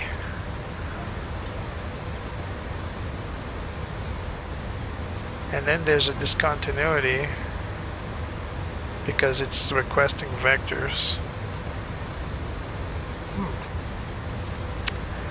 You know what? I'm gonna wait for the proper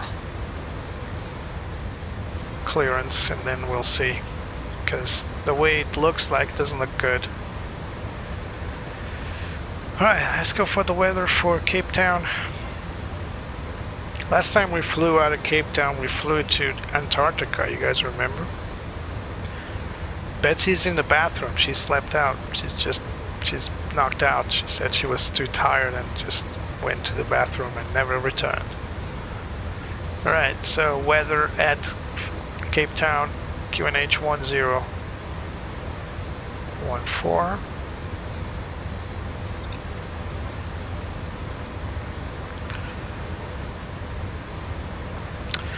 We got 190 at 13 for wind, and our outside temperature is 19. And this METAR was taken at 7 o'clock in the evening, so very hot in Cape Town. That's Zulu time, so taken about an hour ago. It's actually not been updated. Kind of concerning, but all right. As for the transition is flight level 500. We're gonna land cockpit flaps 3. Let's turn off the flap mode off. And as for the MDA, we're gonna need to confirm here through our approach ILS. So our decision height for Cat 2 ILS, this is a Class D aircraft, it's 106 radar. Why can't I have this? Well, 106 barrel. I was misreading that. 106 MDA. Done. Alright. Everything's set up for runway 19. Let's hope we get there. And I sincerely hope we also get the correct procedure.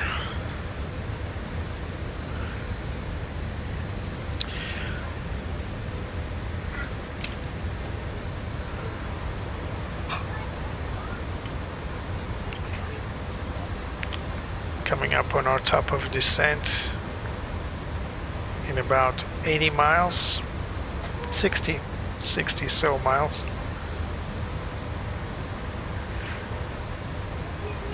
You did, Drexy?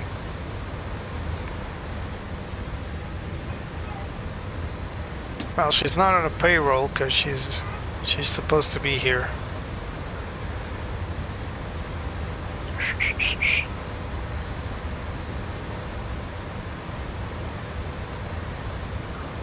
Let's get our passengers back to their seats because this is a big plane.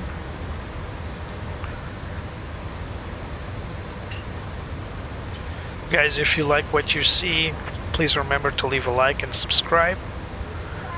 We're coming down on Cape Town. Weather looks okay-ish at Cape Town. Right now it looks cloudy, but we're not exactly over Cape Town yet. She is speaking though, Drexy. She's our co-pilot voice, so she is here. She's just not present, but she is always with us. Wow, look at those fingerprints. Someone's been messing with this. Looks like a small hand, doesn't it? Like a kid. It only has 3 fingers. Or is this a finger? Doesn't look like. It looks like 1, 2, 3 plus thumb.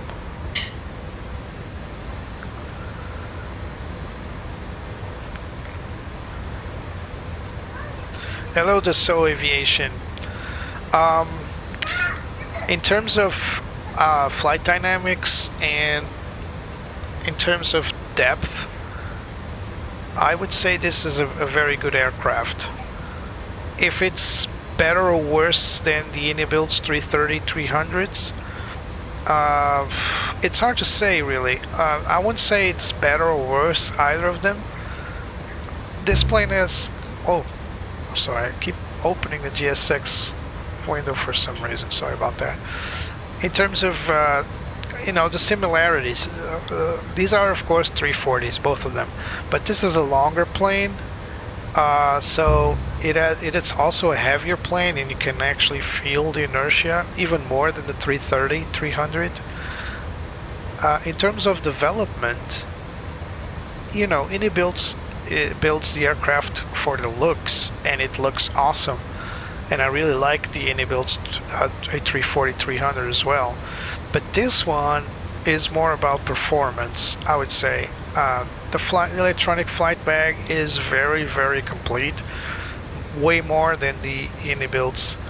It's a little confusing at first because there's some things that are stuck together, like the joystick configs and alongside the jump ahead feature I was just using. I mean, it works, but it could be better. It could have a better arrangement.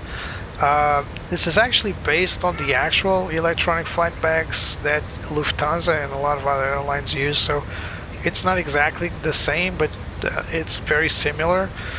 It takes a moment to get habituated, get used to some of the quirks, but it does work well. And of course the plane itself, the 330-300 has 4 blow dryers or 4 hair dryers. This one really has 4 engines, and you can feel the thrust, you can feel the power. We took off from Heathrow very heavy, so you can really see the power of this plane. When flying long range, it gets heavy, as it should. But when it comes to like performance, when it's mid-range, mid to long range, not just longer range, you can actually feel the engine power, and you know this plane means business. It actually has a bigger MTOW as well, so maximum takeoff weight, so you can really take off from the runway not feeling like you're missing something, you know. In terms of stability and performance, I'm very satisfied with this. Unibilt likes to build their aircraft so detailed that sometimes they get too heavy. Currently my heaviest plane is by far the 350, then the 340-300 from them, then the FS Labs 321 Neo, but they're working on that. So they are very frame heavy. Toliss did an excellent job in terms of performance, but Aerosoft also did a good job in terms of optimization, I think. It's not a heavy plane. It's not a light plane, but it's not a heavy plane in terms of performance. I mean, talking about frames per second. If you want my opinion, if you are looking for a more versatile plane that you can pretty much operate in any airport around the world, any international airport, I think the 300 is a better choice, because this beast requires some very adapted airfields.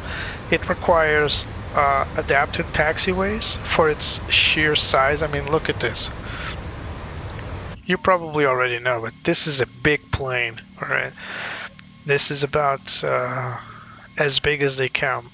The bigger than this one, only the 747-8. It's bigger, it's longer than this one. This is a big plane, and so some airports are not adapted to this, so never mind trying to fly there. You won't even be able to get out of the taxiway. So, yeah. Very few airlines do fly the 340s, 600s, even less at 600s. The 300s, yeah, a lot more airlines flew the 300s, but the 600 is a very peculiar plane, as it is the 500s. Very few planes actually flew. South African was one of them. Virgin Atlantic, Lufthansa, of course, they still fly it. But it demands a big airport specifically to receive it. Some gates aren't even heavy gates aren't even available for this plane. So that's the only the only negative point on this plane is the possibility that you may not be able to fly to some airports that you regularly do, because it just cannot accommodate the plane there. That's about it.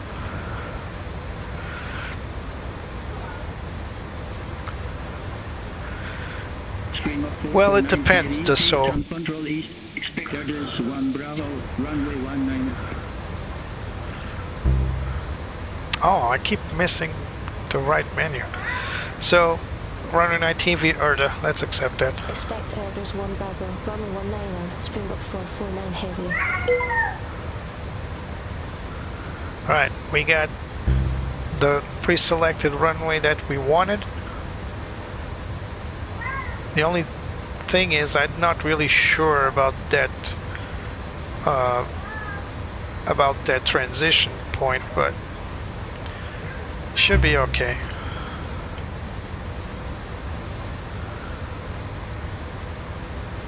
So we're going down there, CVT 30.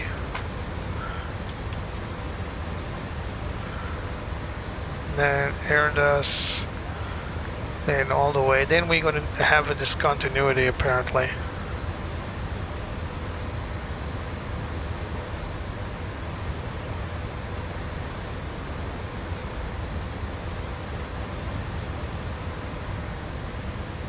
We should be able to do this all the way down here, and then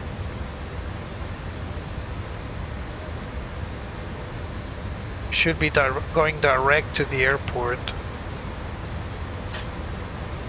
Should be coming out of DO 605 direct to CVT, then go north and turn around and go for the ILS. So I think this discontinuity, this manual here needs to be cleared. Then we're going to clear that discontinuity.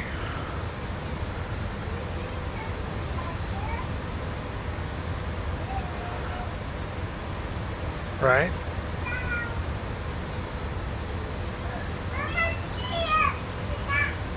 No.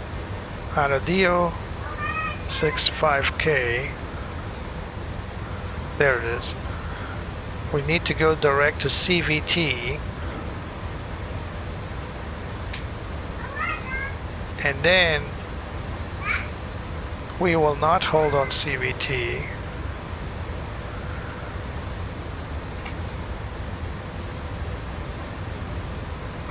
Because that's a really funky approach, isn't it? So we need to come down here, turn around, go all the way up and land. I prefer that it could give us some some vectors. But we all know how sucky Beyond ATC is with vectors. So this is what we need to do. We come down here to the CVT VOR, then turn left, go north, and all the way down to the ILS. I know, but it is what the chart's telling us to do. It looks really funky, but there is no direct approach. We can't just go direct. Not sure why. Probably some crazy zone up there. Not gonna say the word. Can be demonetized by YouTube forever, as if I was monetized anyway. But the idea being that we could come down here and then turn left and proceed direct to the ILS, but apparently it's not allowed. Not sure why. We should be able to go in, say, from this point here, Delta 52 November,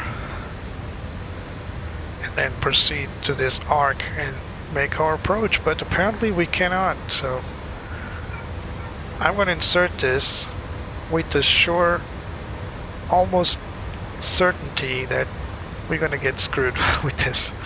Anyway, let's call ready for descent. Springlock 449 Heavy, ready for descent. Springlock 449 Heavy, Curtis 1 Bravo, runway 19, descend to 8,000 feet to NH1014. Address 1 Bravo, runway 19, descend to 8,000 feet. There we go, managed descent. 449 Heavy. Oh, one more thing about this, this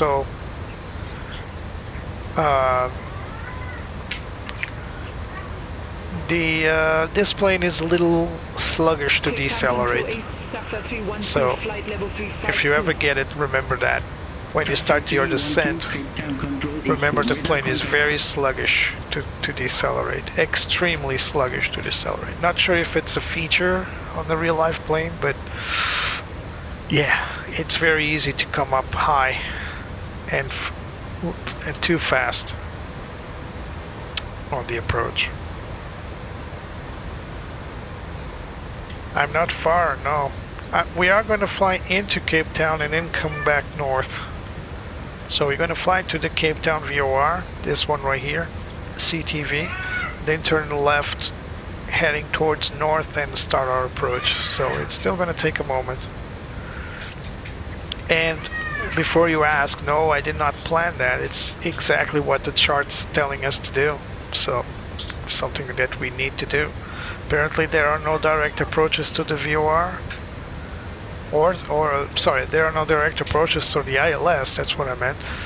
But you need to always go to the VOR and then turn north heading 052 and proceed with the procedure. Let's confirm here. Yeah, I know why. So this is the ILS approach. This is the one we got. And as you can see, if you go to the RNAV, that's a direct approach. But you need to fly direct to this point here. And in order to probably to declutter the region, you can see here that you could go through the RNAV Zulu, which I would definitely prefer.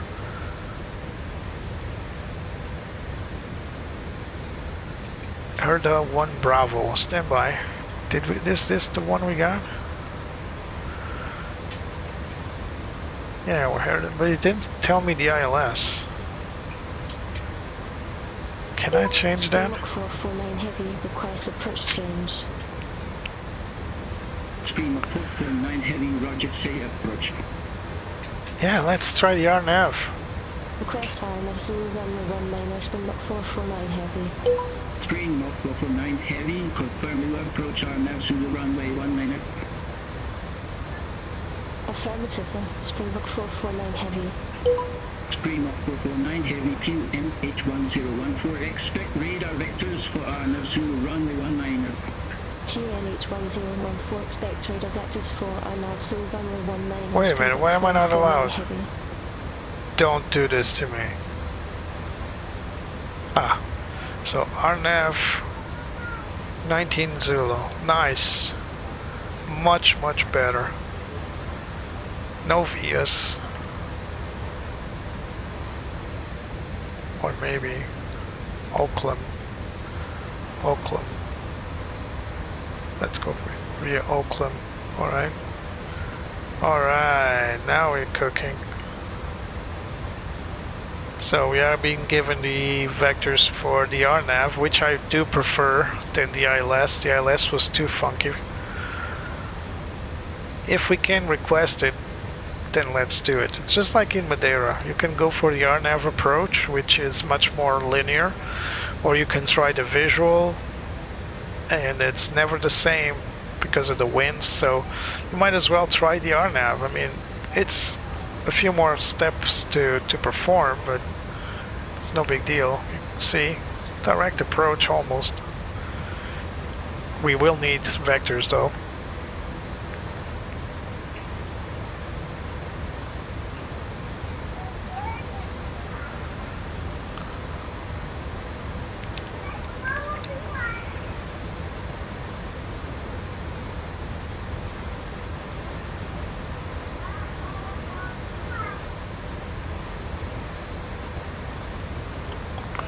Don't know why it's descending so slowly. So this is what I usually do. I just tell it to go faster. Just a 500 feet more.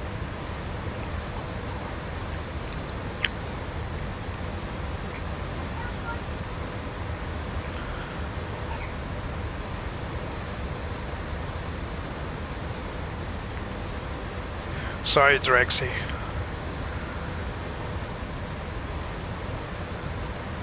What did you write?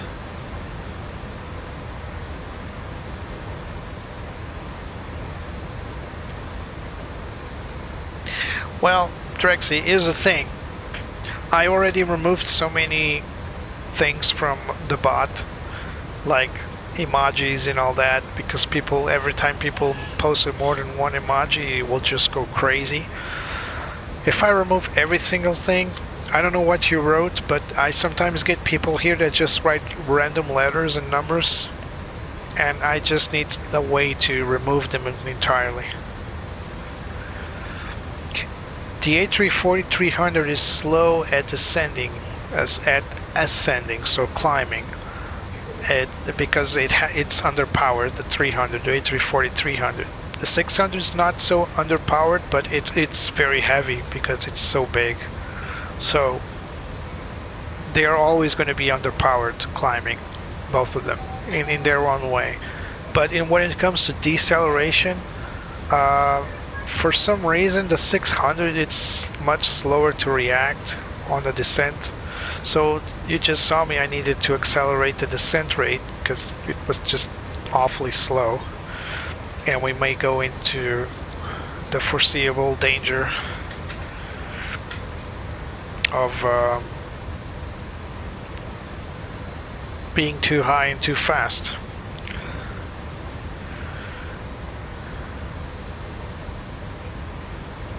Oh, okay. No big deal, Drexy. I apologize on the behalf of the Nightbot. Sorry about that. It does tend to be a little too sensitive sometimes, but don't worry. It will only give you like 5 minutes, 5 seconds for those types of transgressions. 5-second block, but then you'll return. Indeed, so it's a CFM56. The same 4 engines are the same 2 engines that equip the Airbus A320 CEOs.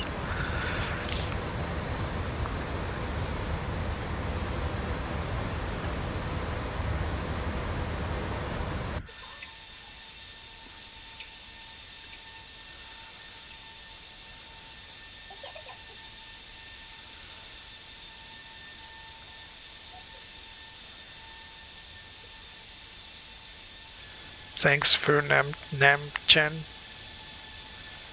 Welcome.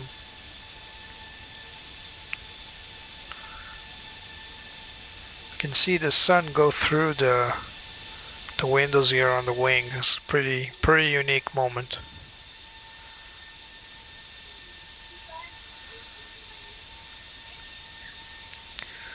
Yeah, South African is a well-known airline around the world.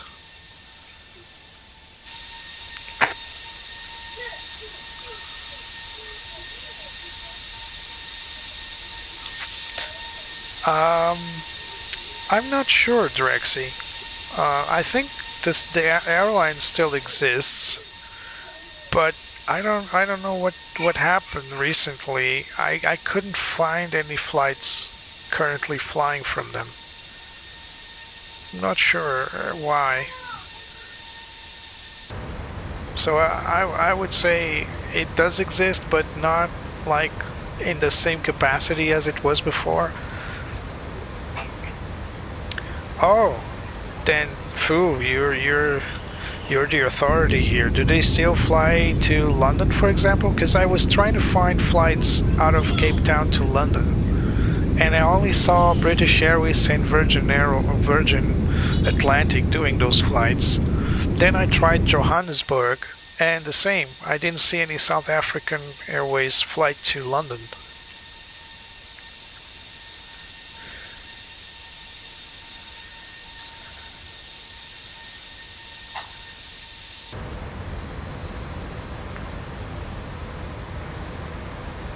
Ah, okay, Fu. Makes sense. I'm gonna call you Namchan if you don't mind, because Fu YouTube may understand to be something else, if you know what I mean.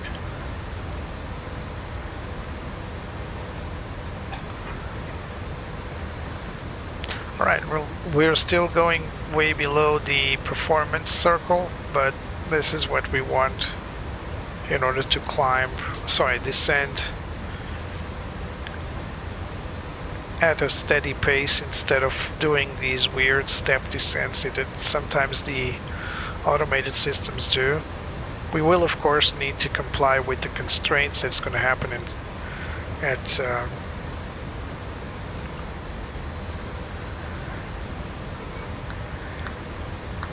São Paulo and Perth. Makes sense. That's why I couldn't find any flights to London. Makes sense.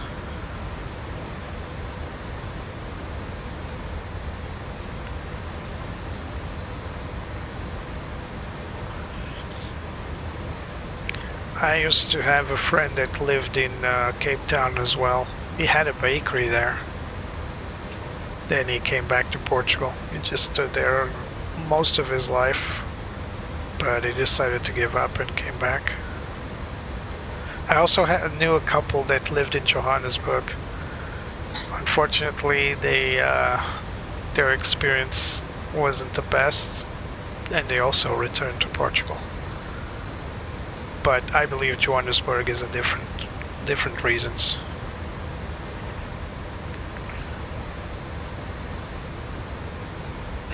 Yeah, indeed, so I agree.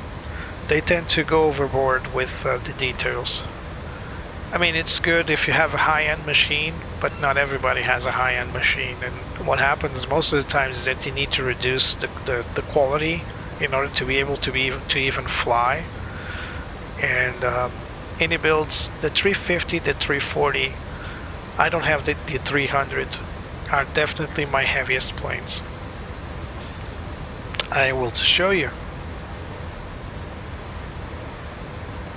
It's ZS SNA. It's right there in the lower ECAM.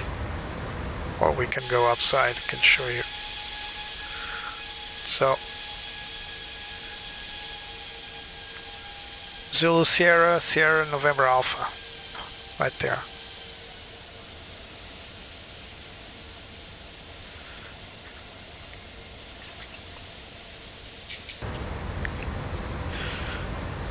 Well, we will see. I chose the RNAV approach because the ILS is just too funky.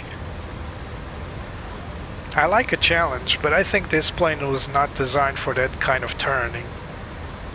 And it would struggle to get on that ILS for sure. So we'll do an RNAV approach. It's a more direct approach. It's a little less guided, so a little more exciting. I will probably need to make most of it by hand, so It's always exciting to fly such a big plane by hand. Been flying out of the gate for 10 hours and 50 minutes in sim. Taking off and flying since 10 hours and 42 minutes. There's a haze in the environment. Let's take this opportunity to verify our data for the approach. So let's bring out our weather for Cape Town.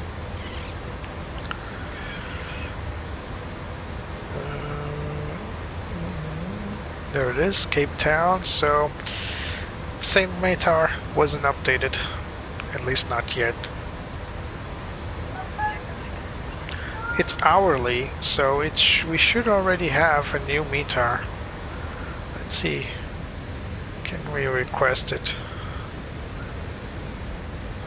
No, we cannot request it here, unfortunately. So the best thing we got is this, and if this one isn't updated, means that the METAR isn't available since 1900 Zulu. So same weather. I refreshed the date already. Let's do it one more time. You see, this one's from 1920. The fact that I time accelerated may have frozen weather. I hope not. So little quirks, little things with these simulators. So you see these mountains here. If these mountains are a factor, and they are, you see here that we cannot go below 9,000 feet because at this point here, actually, there are peaks here at 4,000 feet, 3,800 feet. So in order to make this corridor work, we need to go straight to Auckland at 4,500 feet or higher, never below 4,500 feet. And then as we start descending, we'll see that you need to be at 3,000 feet at CT 410, and then we start our approach. So right now we've been cleared for flight level 080.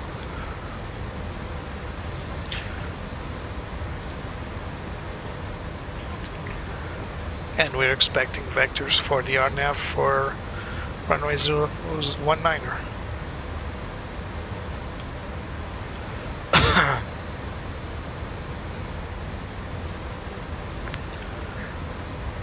Yeah, I believe only Lufthansa is still flying the 340-600s. Yes, Tasso, I would very much like to see that plane in flight sim as well, and the L1011, the TriStar 500.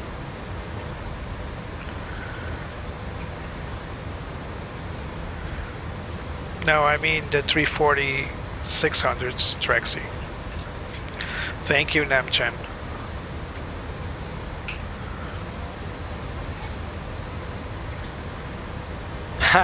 Well, we are going to fly out of South Africa next, so I need to fly to another destination out of South Africa. So you will see at least one more. I did make another flight out of South Africa to the Antarctica. That was when we celebrated 100 subs. I went to Antarctica out of South Africa, Cape Town. I don't have the Johannesburg airport, but I may, if I fly here more often, then I will probably purchase it in the future, if there is any decent one.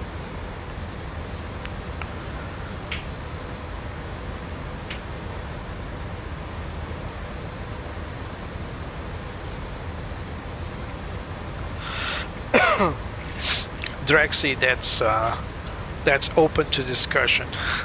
The 340-300, it's open for discussion. Oh, Drexy, you can follow that flight I did. We had a few issues with GSX and with Beyond ATC. We didn't have any traffic, but I flew the 350 there. I wanted to fly the 330. Actually, I wanted to fly the 340, but unfortunately it wasn't available then.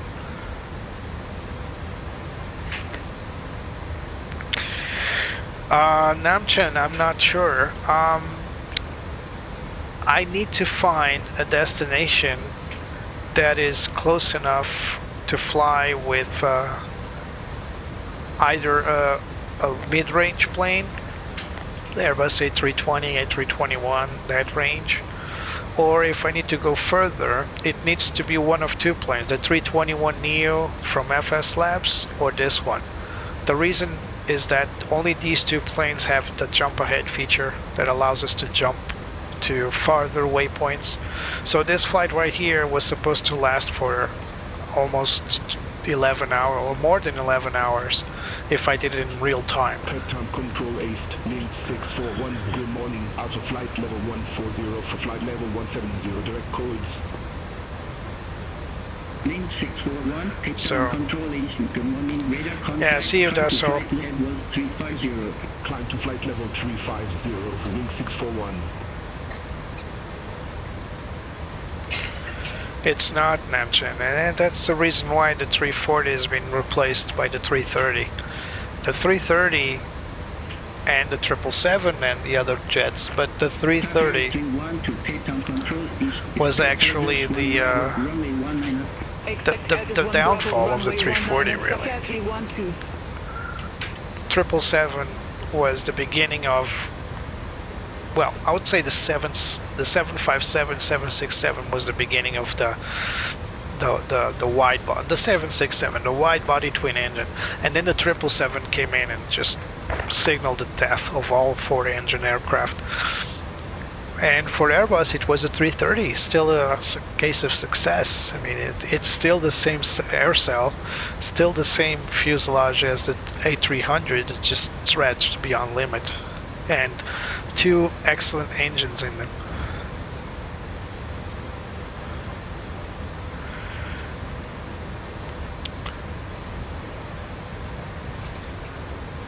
Madagascar. Need to see, or Mauritius. I need to see if there are any good sceneries for that area.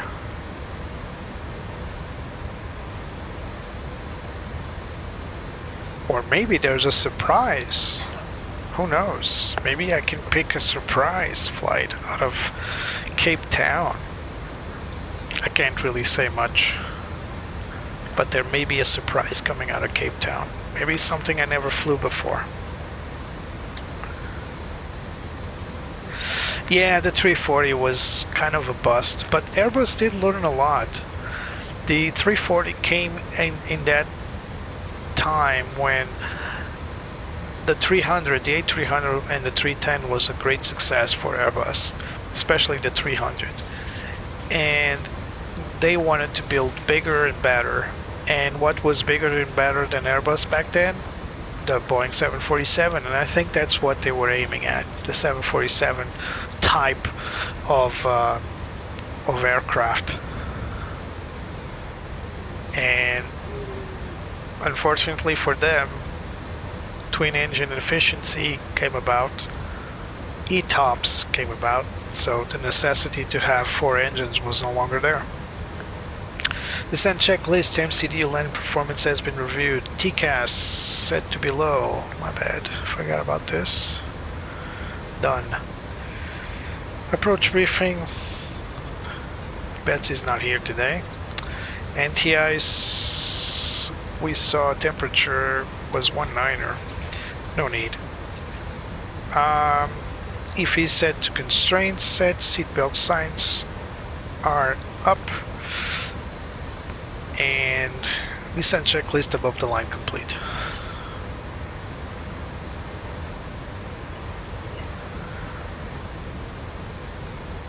Let's go outside to appreciate the view. Sorry about the sound. There's an apparent issue with the threshold for the sounds in this plane right now. The sounds were updated in the last week, but as you can see, the sounds aren't really that good. Whoops. What's going on? I got an ECAM. You guys saw that. There was an ECAM. Something happened. Oh, auto throttle disconnected for some reason.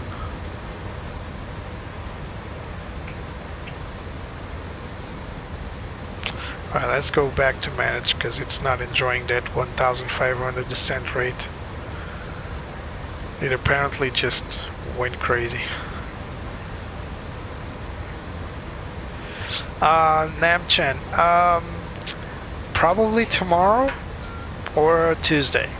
I usually take a 2-day break between flights. It depends. I rarely can fly at Wednesdays. Maybe I'll fly Wednesday this week, for example.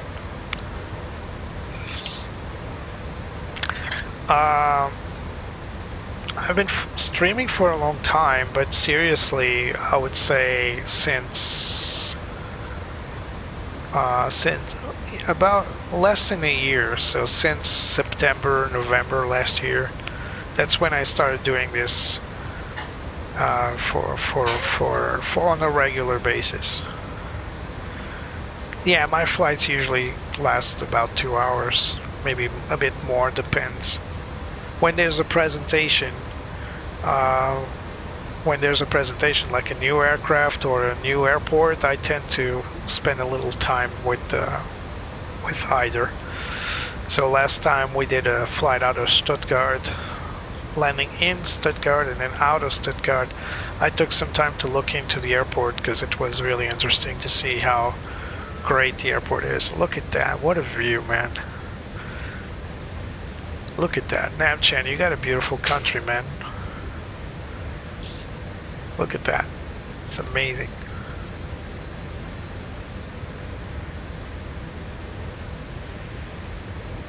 Yeah, Gail, if you want to know when I come, I sometimes am able to schedule. So let's say tomorrow I may schedule one flight during the morning to fly in the evening, and you will know. Or if I don't do that, then if you subscribe, you can see that whenever I'm online.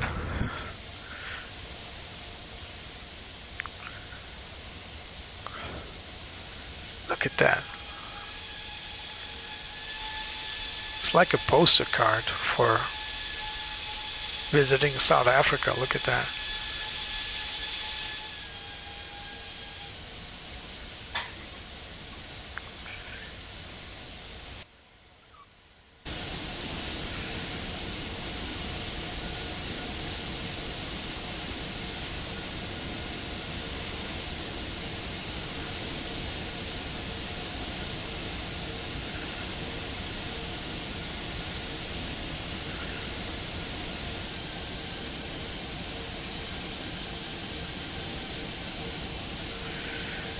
Yeah, it sure looks beautiful, man.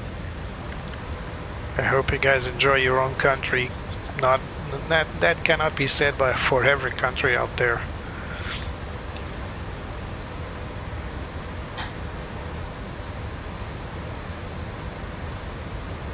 Hello, Freak Mobile, Moblol.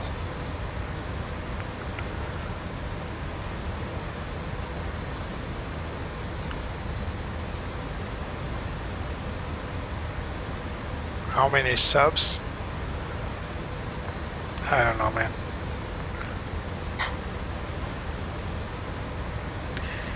Hello, Freak.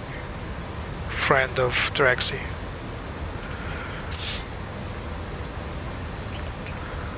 Traffic 12, Airbus 1 Bravo, runway 19, report ready for descent.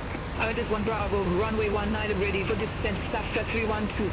Traffic 312, descend to 8,000 feet, crew NH1014. Descend to 8,000 feet, Safra 312. Nice. Good for you, Freak Moblo. Freak Moblo. I can't really say your name. I'll just call you Freak.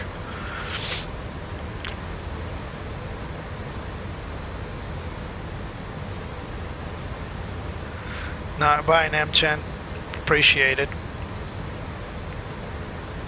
If you can watch the approach, we're almost there. We're already decelerating. Because we need to comply to 250 knots, as you can see here on the constraint. Right there. So we need to follow these constraints: 250 knots, 250 knots, 210 knots, 185, as well as altitudes. We need to be above 4,400, 500 at Auckland, etc. Alright, so Cape Town should be up ahead to our left, somewhere in this general area here. And if we were going to perform the ILS, we needed to go up there, then turn right to the north, and then turn left again to intercept the ILS. So what we will do now is just go straight in, then turn left for the RNAV. Let's go to Cape Town Director. Contact Cape Town Director 124.35 Springbok 449 Heavy. 124.35. Flight level 167 with information return. Springbok 449 Heavy, Cape Town Director. Good morning. QNH1014. Expect radar vector for RNAV 1014. QNH 1014, expect radar vectors for Arnau Zulu runway 19 Springbok 449 Heavy. There's some haze, but that's about it. Absolutely stunning scenery here. And this is FS. Can you imagine real life? It's gotta be a beautiful, beautiful approach. Especially after 11 hours flying. Look at that. 11 hours flying, 10 hours and 15 minutes of actual flight. TV30, heading 250. Expect radar vectors for RNAV Zulu runway 19. BCTV30 heading 250, expect radar vectors for RNAV Zulu runway 19 Springbok 449 Heavy. Alright, let's go 250. Cape Town Director, Safari 312, good morning, flight level 099 with the numbers. Safari 312, Cape Town Director, QNH1014, expect radar vectors for ILS2 runway 19. QNH1014, expect radar vectors for ILS2 so we can delete this. Safari 312, descend to 4,000 feet, QNH1014. Descend to 4,000 feet, QNH1014, Safari 312. Springbok 449 Heavy, flight present heading, descend to flight level 090, vectors for the approach. Flight present heading, descend to flight level 090, Springbok 449 Heavy. Present heading.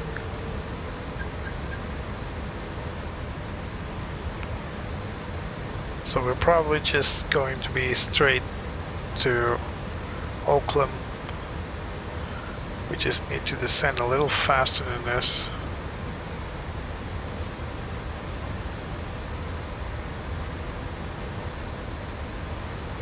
So this is the downfall for me for the 340-600. 449 Heavy, descend to 4,000 feet, QNH1014. Descend to 4,000 feet to QNH1014. Speed brakes out. Springbok 449 Heavy.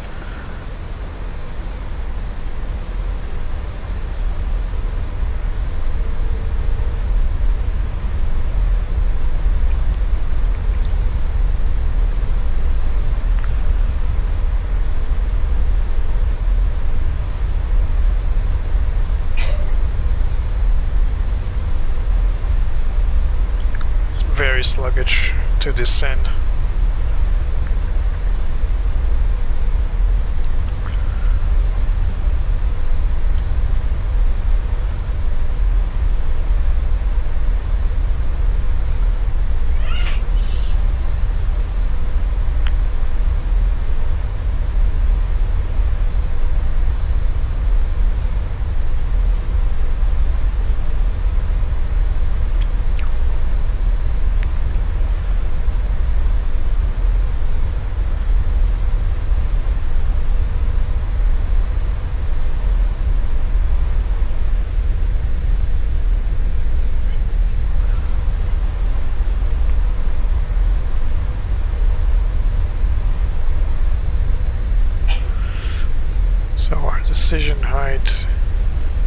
be 490.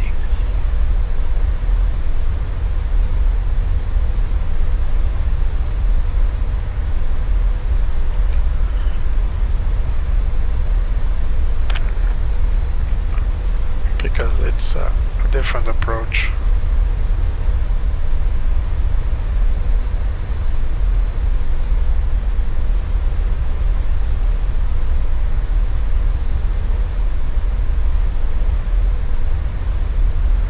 It's blinking the speed brakes because I needed to extend the speed brakes in order to maintain this rate of descent.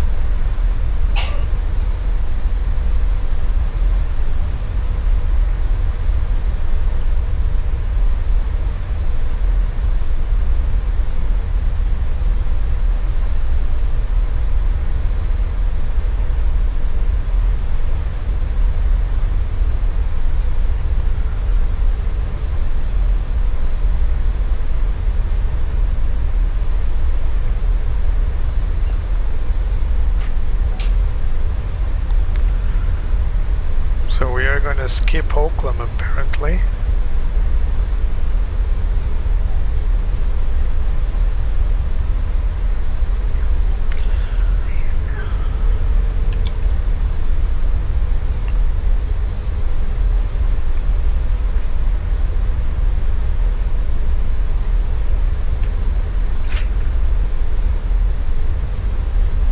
So you see, we're on idle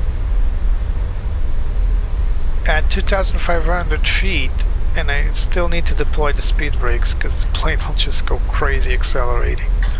I know this is a very steep rate, but still. There's a lot of inertia on this plane, as you can imagine. Let's go for our landing performance.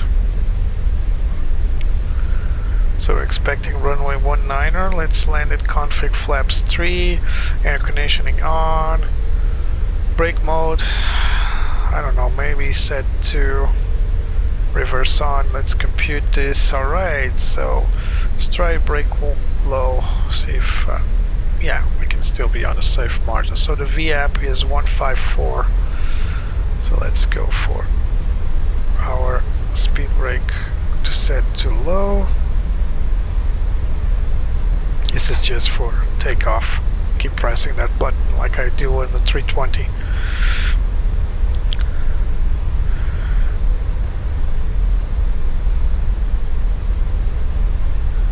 There's Cape Town up ahead, 12 o'clock. Can't miss it.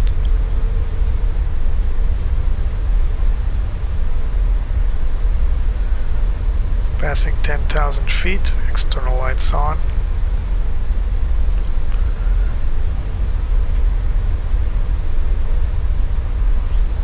We still have our speed brakes out. It's a very steep descent, but the only thing you would notice if you were on board were your ears popping. That's the only thing that you know that the plane's making a steep descent, is when your ears pop. Streamer 449 heavy, turn right, heading 260. Turn right, heading 260, Springbok 449 heavy.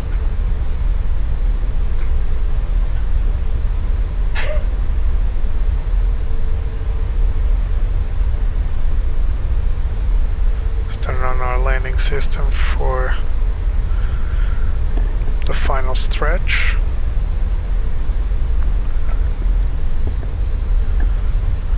Turning on my track IR now.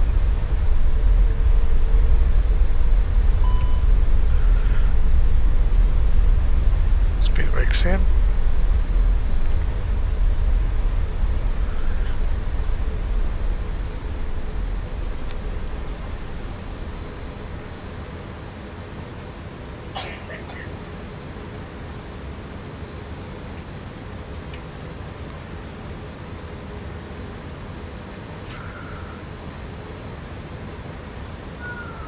Decel.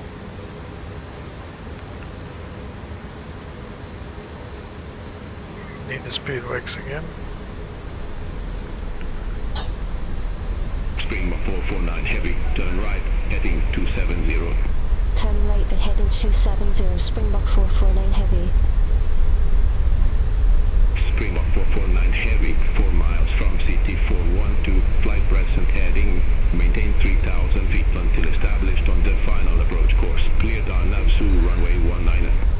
Flight present heading, 3,000 feet until established. Clear down Navsu, runway 19, Springbok 449 Heavy. Here we go, just had to direct to that point so we can continue the RNAV approach. And we can have lateral and vertical deviation. So we still need to descend. I hope we can do it in time. Need to descend to 3,000 feet.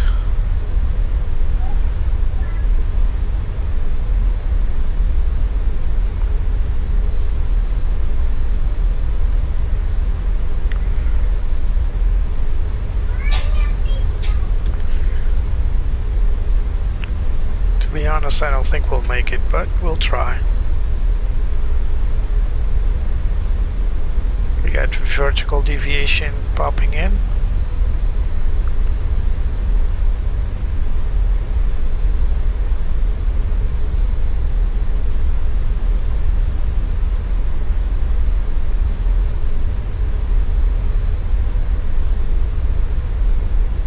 A little bit risky to go down this fast, but we really need to do that.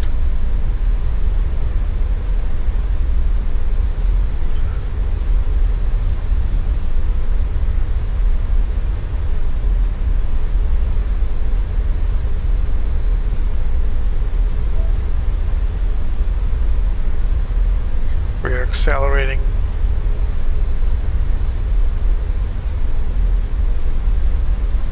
We should be at 3,000 feet by now.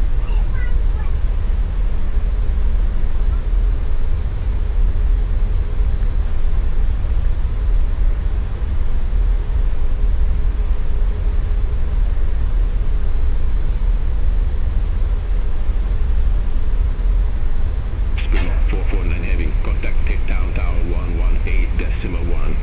Over to tower 118.1, Springbok 449 Heavy. Cape Town Tower, Springbok 449 Heavy, RNAV Zulu runway 19. Alright, let's gonna try something here. Springbok 449 Heavy, Cape Town Tower, wind 215 at 13, runway 19, clear to land. Runway 19 clear to land, Springbok 449 Heavy. I need more time. QNH 1014. Set and cross check. Set checklist below the line.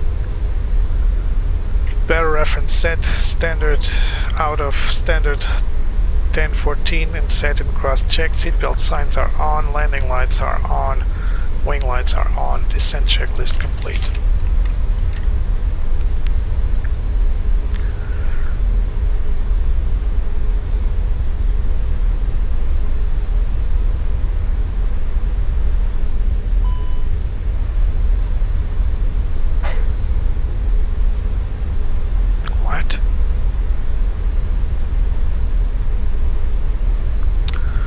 Because of the vertical speed. Cabin rate's just too high. Yeah, I told you the ears would pop. Let's carry on, continue on turning.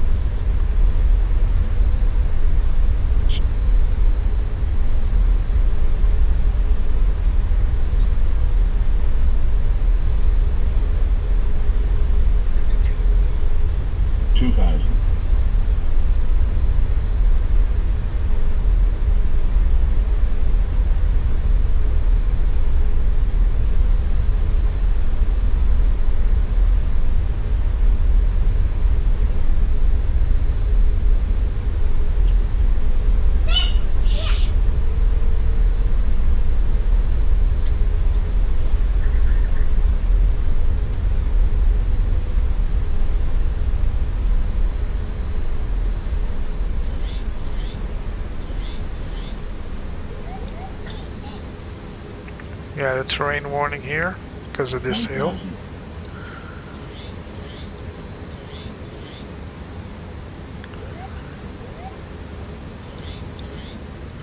It's always nice to confirm that GPWS is working.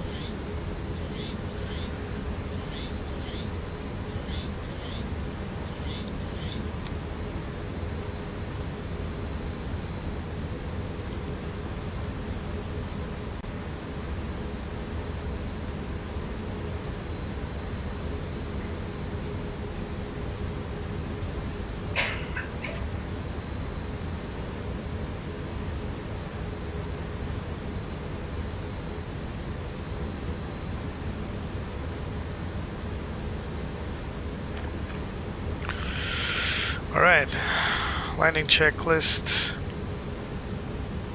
Auto brake is set, spoilers armed. Now they are. Flaps, we're going to set up for landing.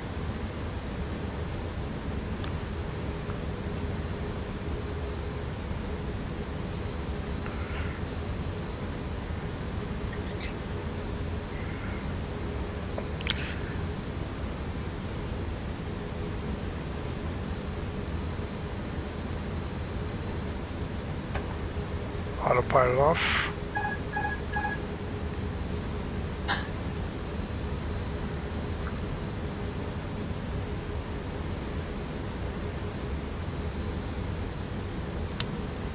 Speed check, flaps 1.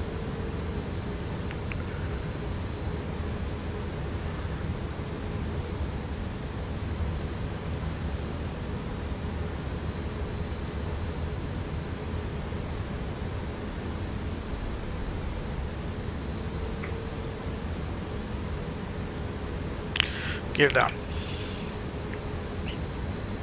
Oops, gear down.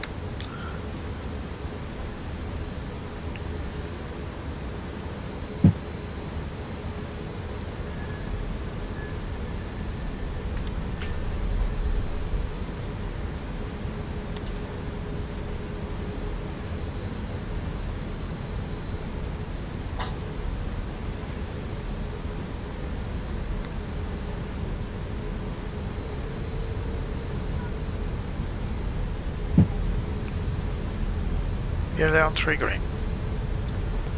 Flaps 2. I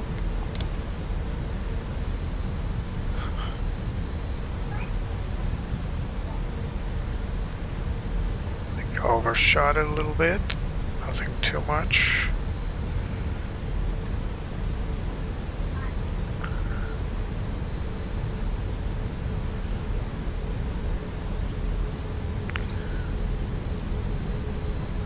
Still overspeeding quite a bit, but we can make it. Little high. So vertical deviation and lateral deviation is a big no-show. 1000 check. Still a bit too high. Follow the flight director here.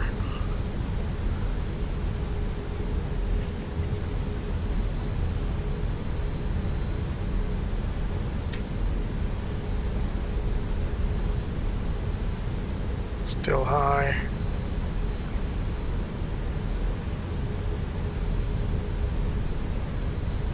Flaps 3 set.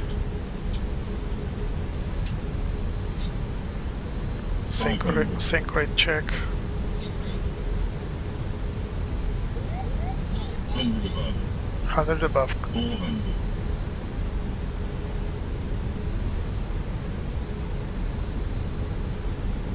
Minimum. Continue. 300.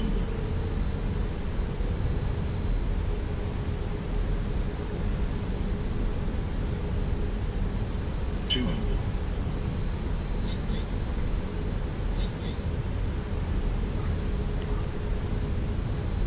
Boy, this plane is touchy. 100.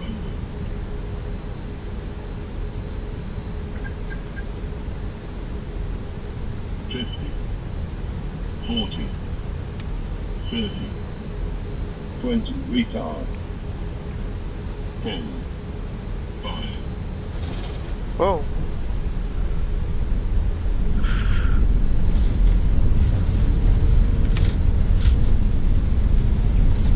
Reverse on, auto brake set.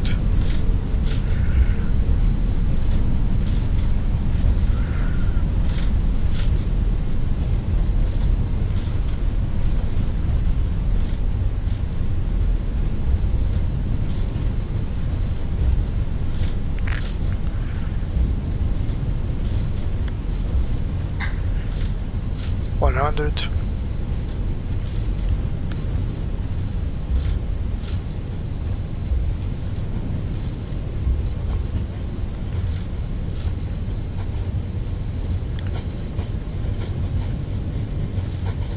80 knots, manual brakes.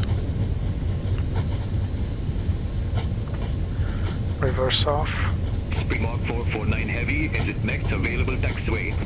It's the next available taxiway, Springbok 449 Heavy.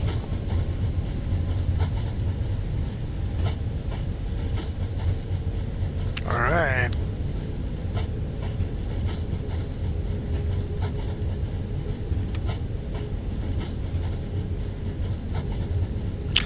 Welcome to Cape Town.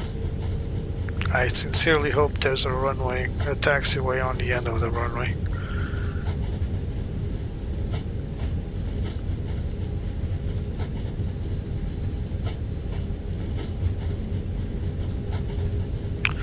Yep, there is, thankfully.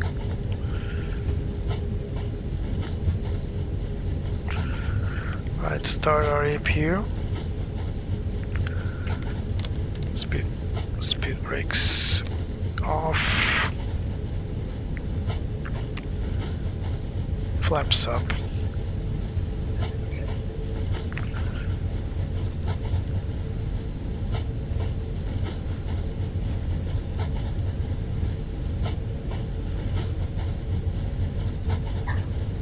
Gonna stop our chrono.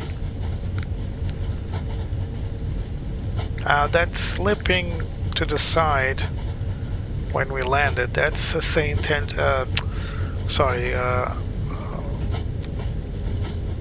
what's it called? What's the app name? This one.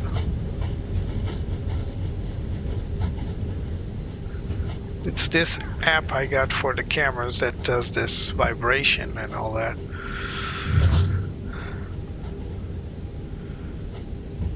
Right, when we exit procedures.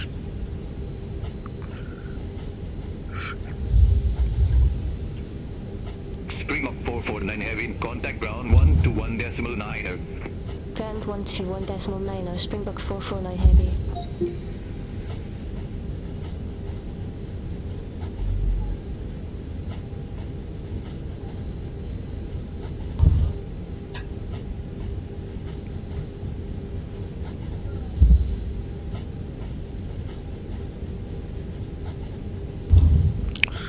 Alright, let's taxi to the assigned gate. Springbok 449 Heavy, request taxi to company gate. Springbok 449 Heavy, gate Alpha 5, taxi by Bravo Alpha. Gate Alpha 5 by Bravo Alpha, Springbok 449 Heavy. Alpha 5. APU still starting. After landing checklist, landing lights off, nose wheel lights set for taxi, flaps up. Spoilers retracted and disarmed. Weather radar off. Predictive wind shear off. Terrain off. We didn't require it.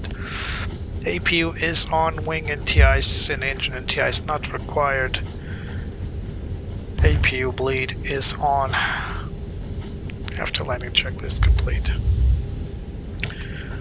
Indeed, Drexy, welcome to Cape Town. It was quite a messy landing, but we managed. So apparently we need to start the RNAV procedure on the beginning of the procedure. So being given vectors to the RNAV approach is not a good idea, especially not in such a big plane. We were struggling there to find the interception point for the RNAV and then trying to bring it down, but I think sure, we can look at the cargo, but I think we managed to get it done at the end, and it was actually a smooth landing. The fact that you saw the plane flipping around, the camera flipping, sliding to the right, that's just this program I got, Chase Plane. So I was trying to say the name of the program, I was really missing it.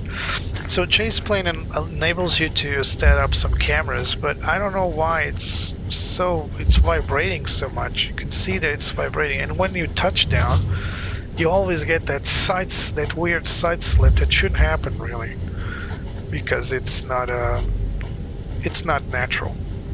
All right, we're going to Alpha 5, which I believe is the one on the left, the third to last on the left side of this array of aircraft. So we need to go all the way down Bravo, then Alpha. Actually, this is Alpha already.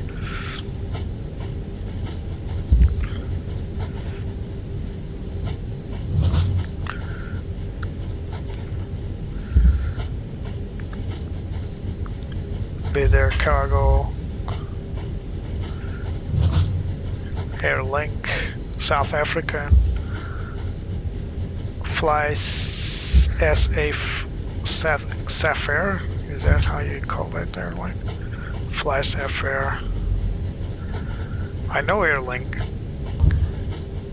and of course I know South African.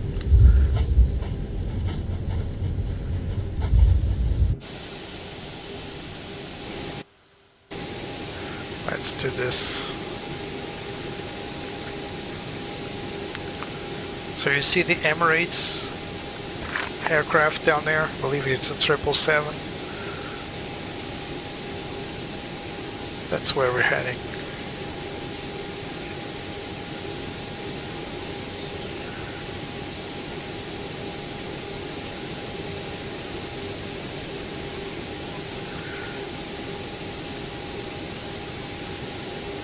That's Fly Sapphire. Very popular, this airline.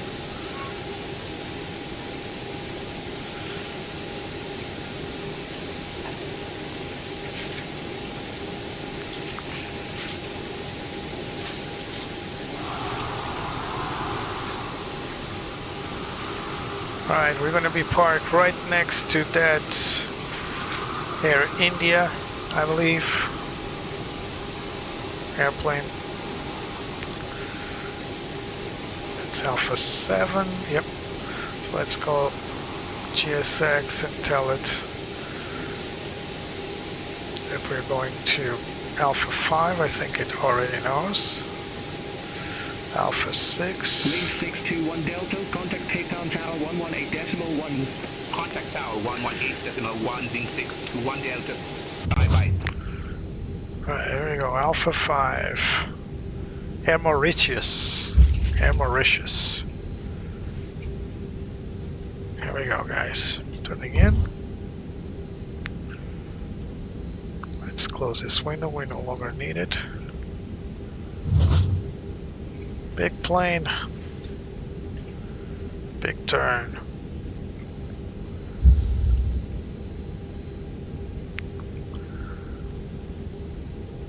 Traffic 312, date Alpha 10, taxi via Charlie, Bravo.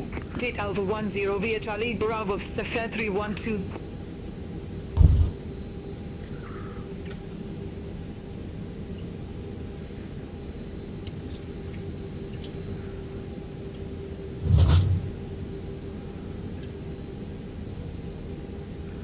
I think we're going to be sideways a little bit. Sorry about that.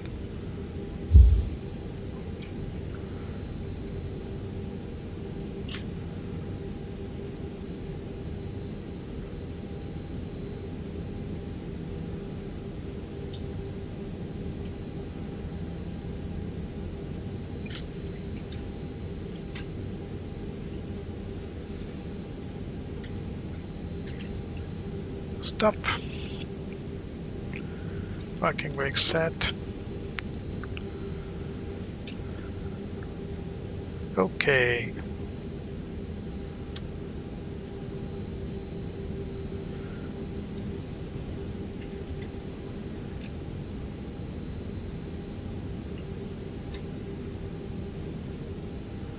Chokes on.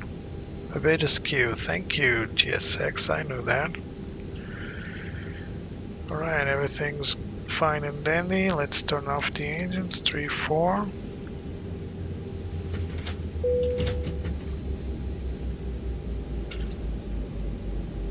1 and 2.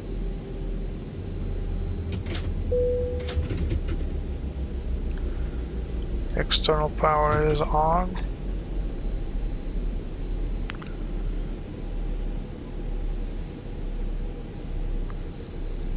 Let's request deboarding.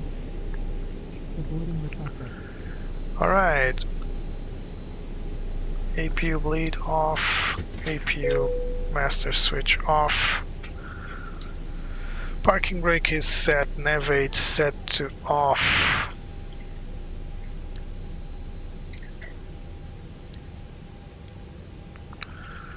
Set constraint arc 10. Constraint off arc 10. Flight directors off. Reset MCP.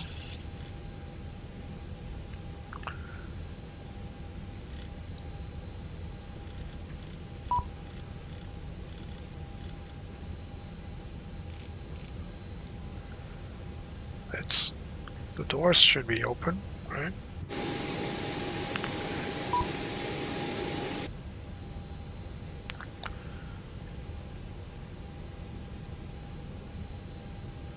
Oh, it must be the cargo ones.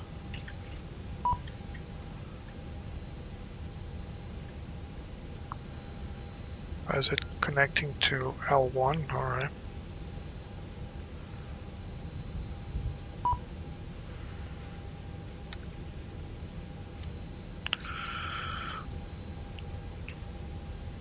Or still closed.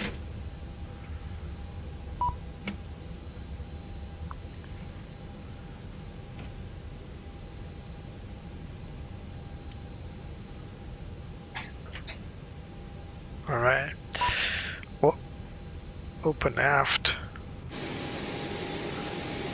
Doors are open, guys. All right. So. Yeah, very askew. Look at that. I'm way off. I need to practice taxiing this baby. It's a big plane. Anti-ice off. Engine master switch. Engine master switch is set off. Engine mode selected to norm. Fuel pumps off. Bear with me, there's a lot of pumps here.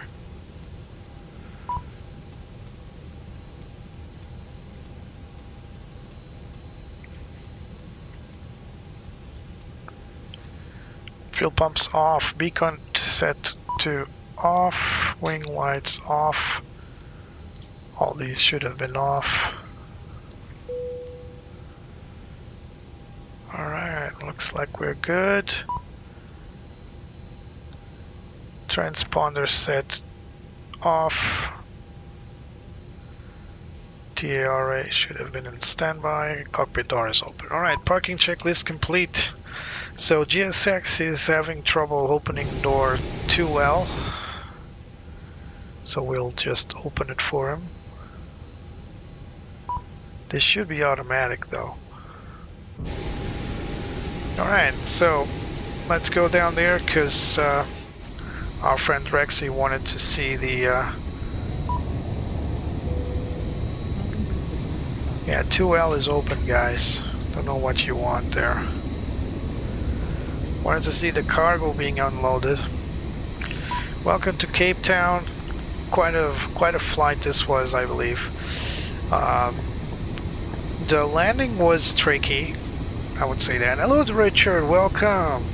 Sapphire is a budget airline. Oh, it must be.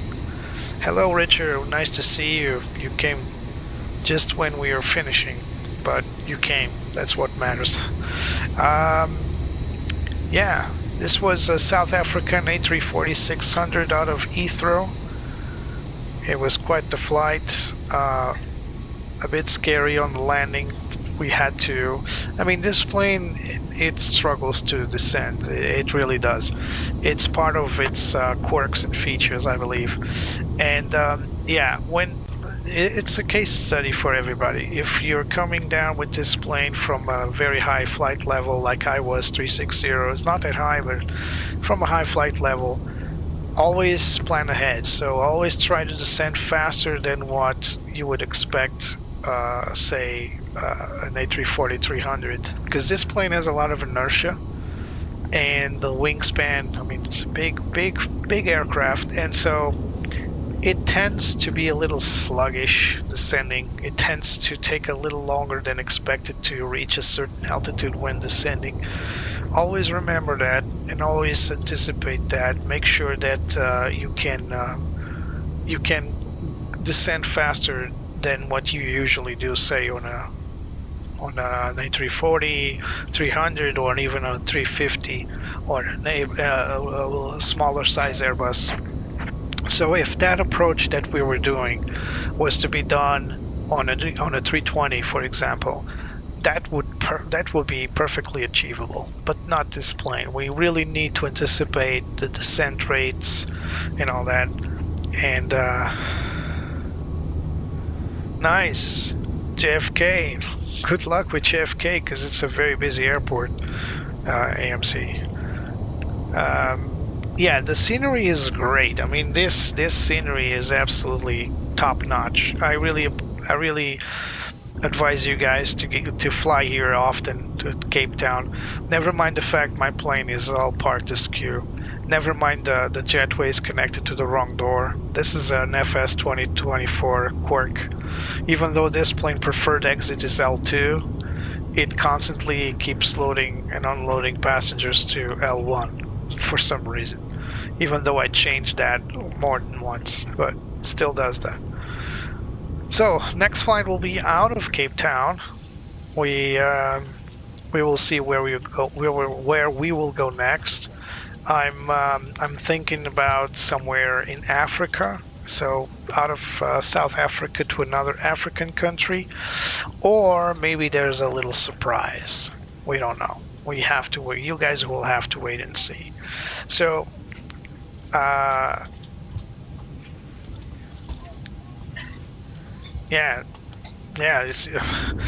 Richard also is a simmer, so he also flies Flight Simulator. Guys, if you guys enjoyed what you saw, if you enjoyed this type of thing, remember, please leave a like, subscribe. It always helps the channel quite a lot when you do so. Also share with your friends if you think they will enjoy this. And oh, I see why you asked if we were going to Johannesburg or Cape Town, because in the top I completely messed up. Instead of going Heathrow to FACT, I said FOR. That's Johannesburg. I put in the wrong airport. I can correct that real quick. So instead of FOAR, it's FACT. There. Now that's fixed. I'm sorry about that, guys. Definitely not Johannesburg. This is Cape Town for sure. So I apologize for that. And yeah, I'll see you guys next time. Remember, if you guys enjoyed this content, please leave a like, subscribe, donate if you can. There's a Buy Me a Coffee link in the description, as well as in the top right monitor. And yeah, I'll really appreciate if you guys could help. Every money raised by that fundraising is utilized in purchasing new add-ons in the future. There is a new airplane incoming. I cannot talk too much about it. It's still under development, but I got the good news last week, so I am going to get it. So guys, just wait for the good news next week, probably next week or the other one. But I will be flying something completely new, and I hope you guys can join me next time. Until then, see you next time, and I hope you guys enjoy flying as much as I do, even if it's just virtual. It's a great hobby. See you guys, and bye-bye.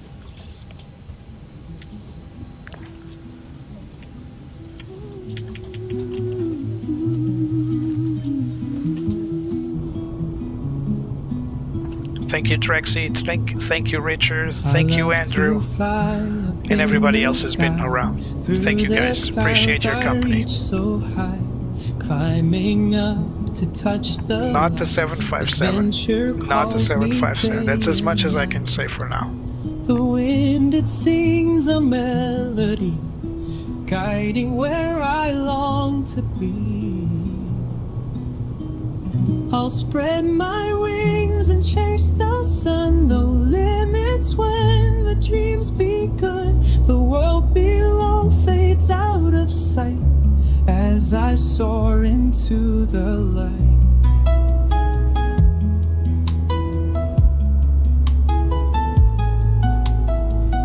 The stars above begin to shine, painting trails so bright and fine. Every turn brings something new, endless skies in brilliant blue. The wind, it sings a melody, guiding where I long to be. I'll spread my wings and chase the sun, no limits when the dream's begun. The world below fades out of sight as I soar into the light.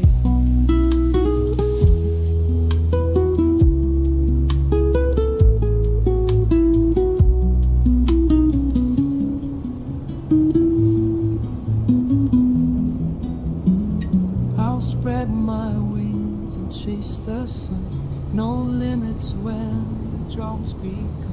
The world below fades out of sight as I soar into the light.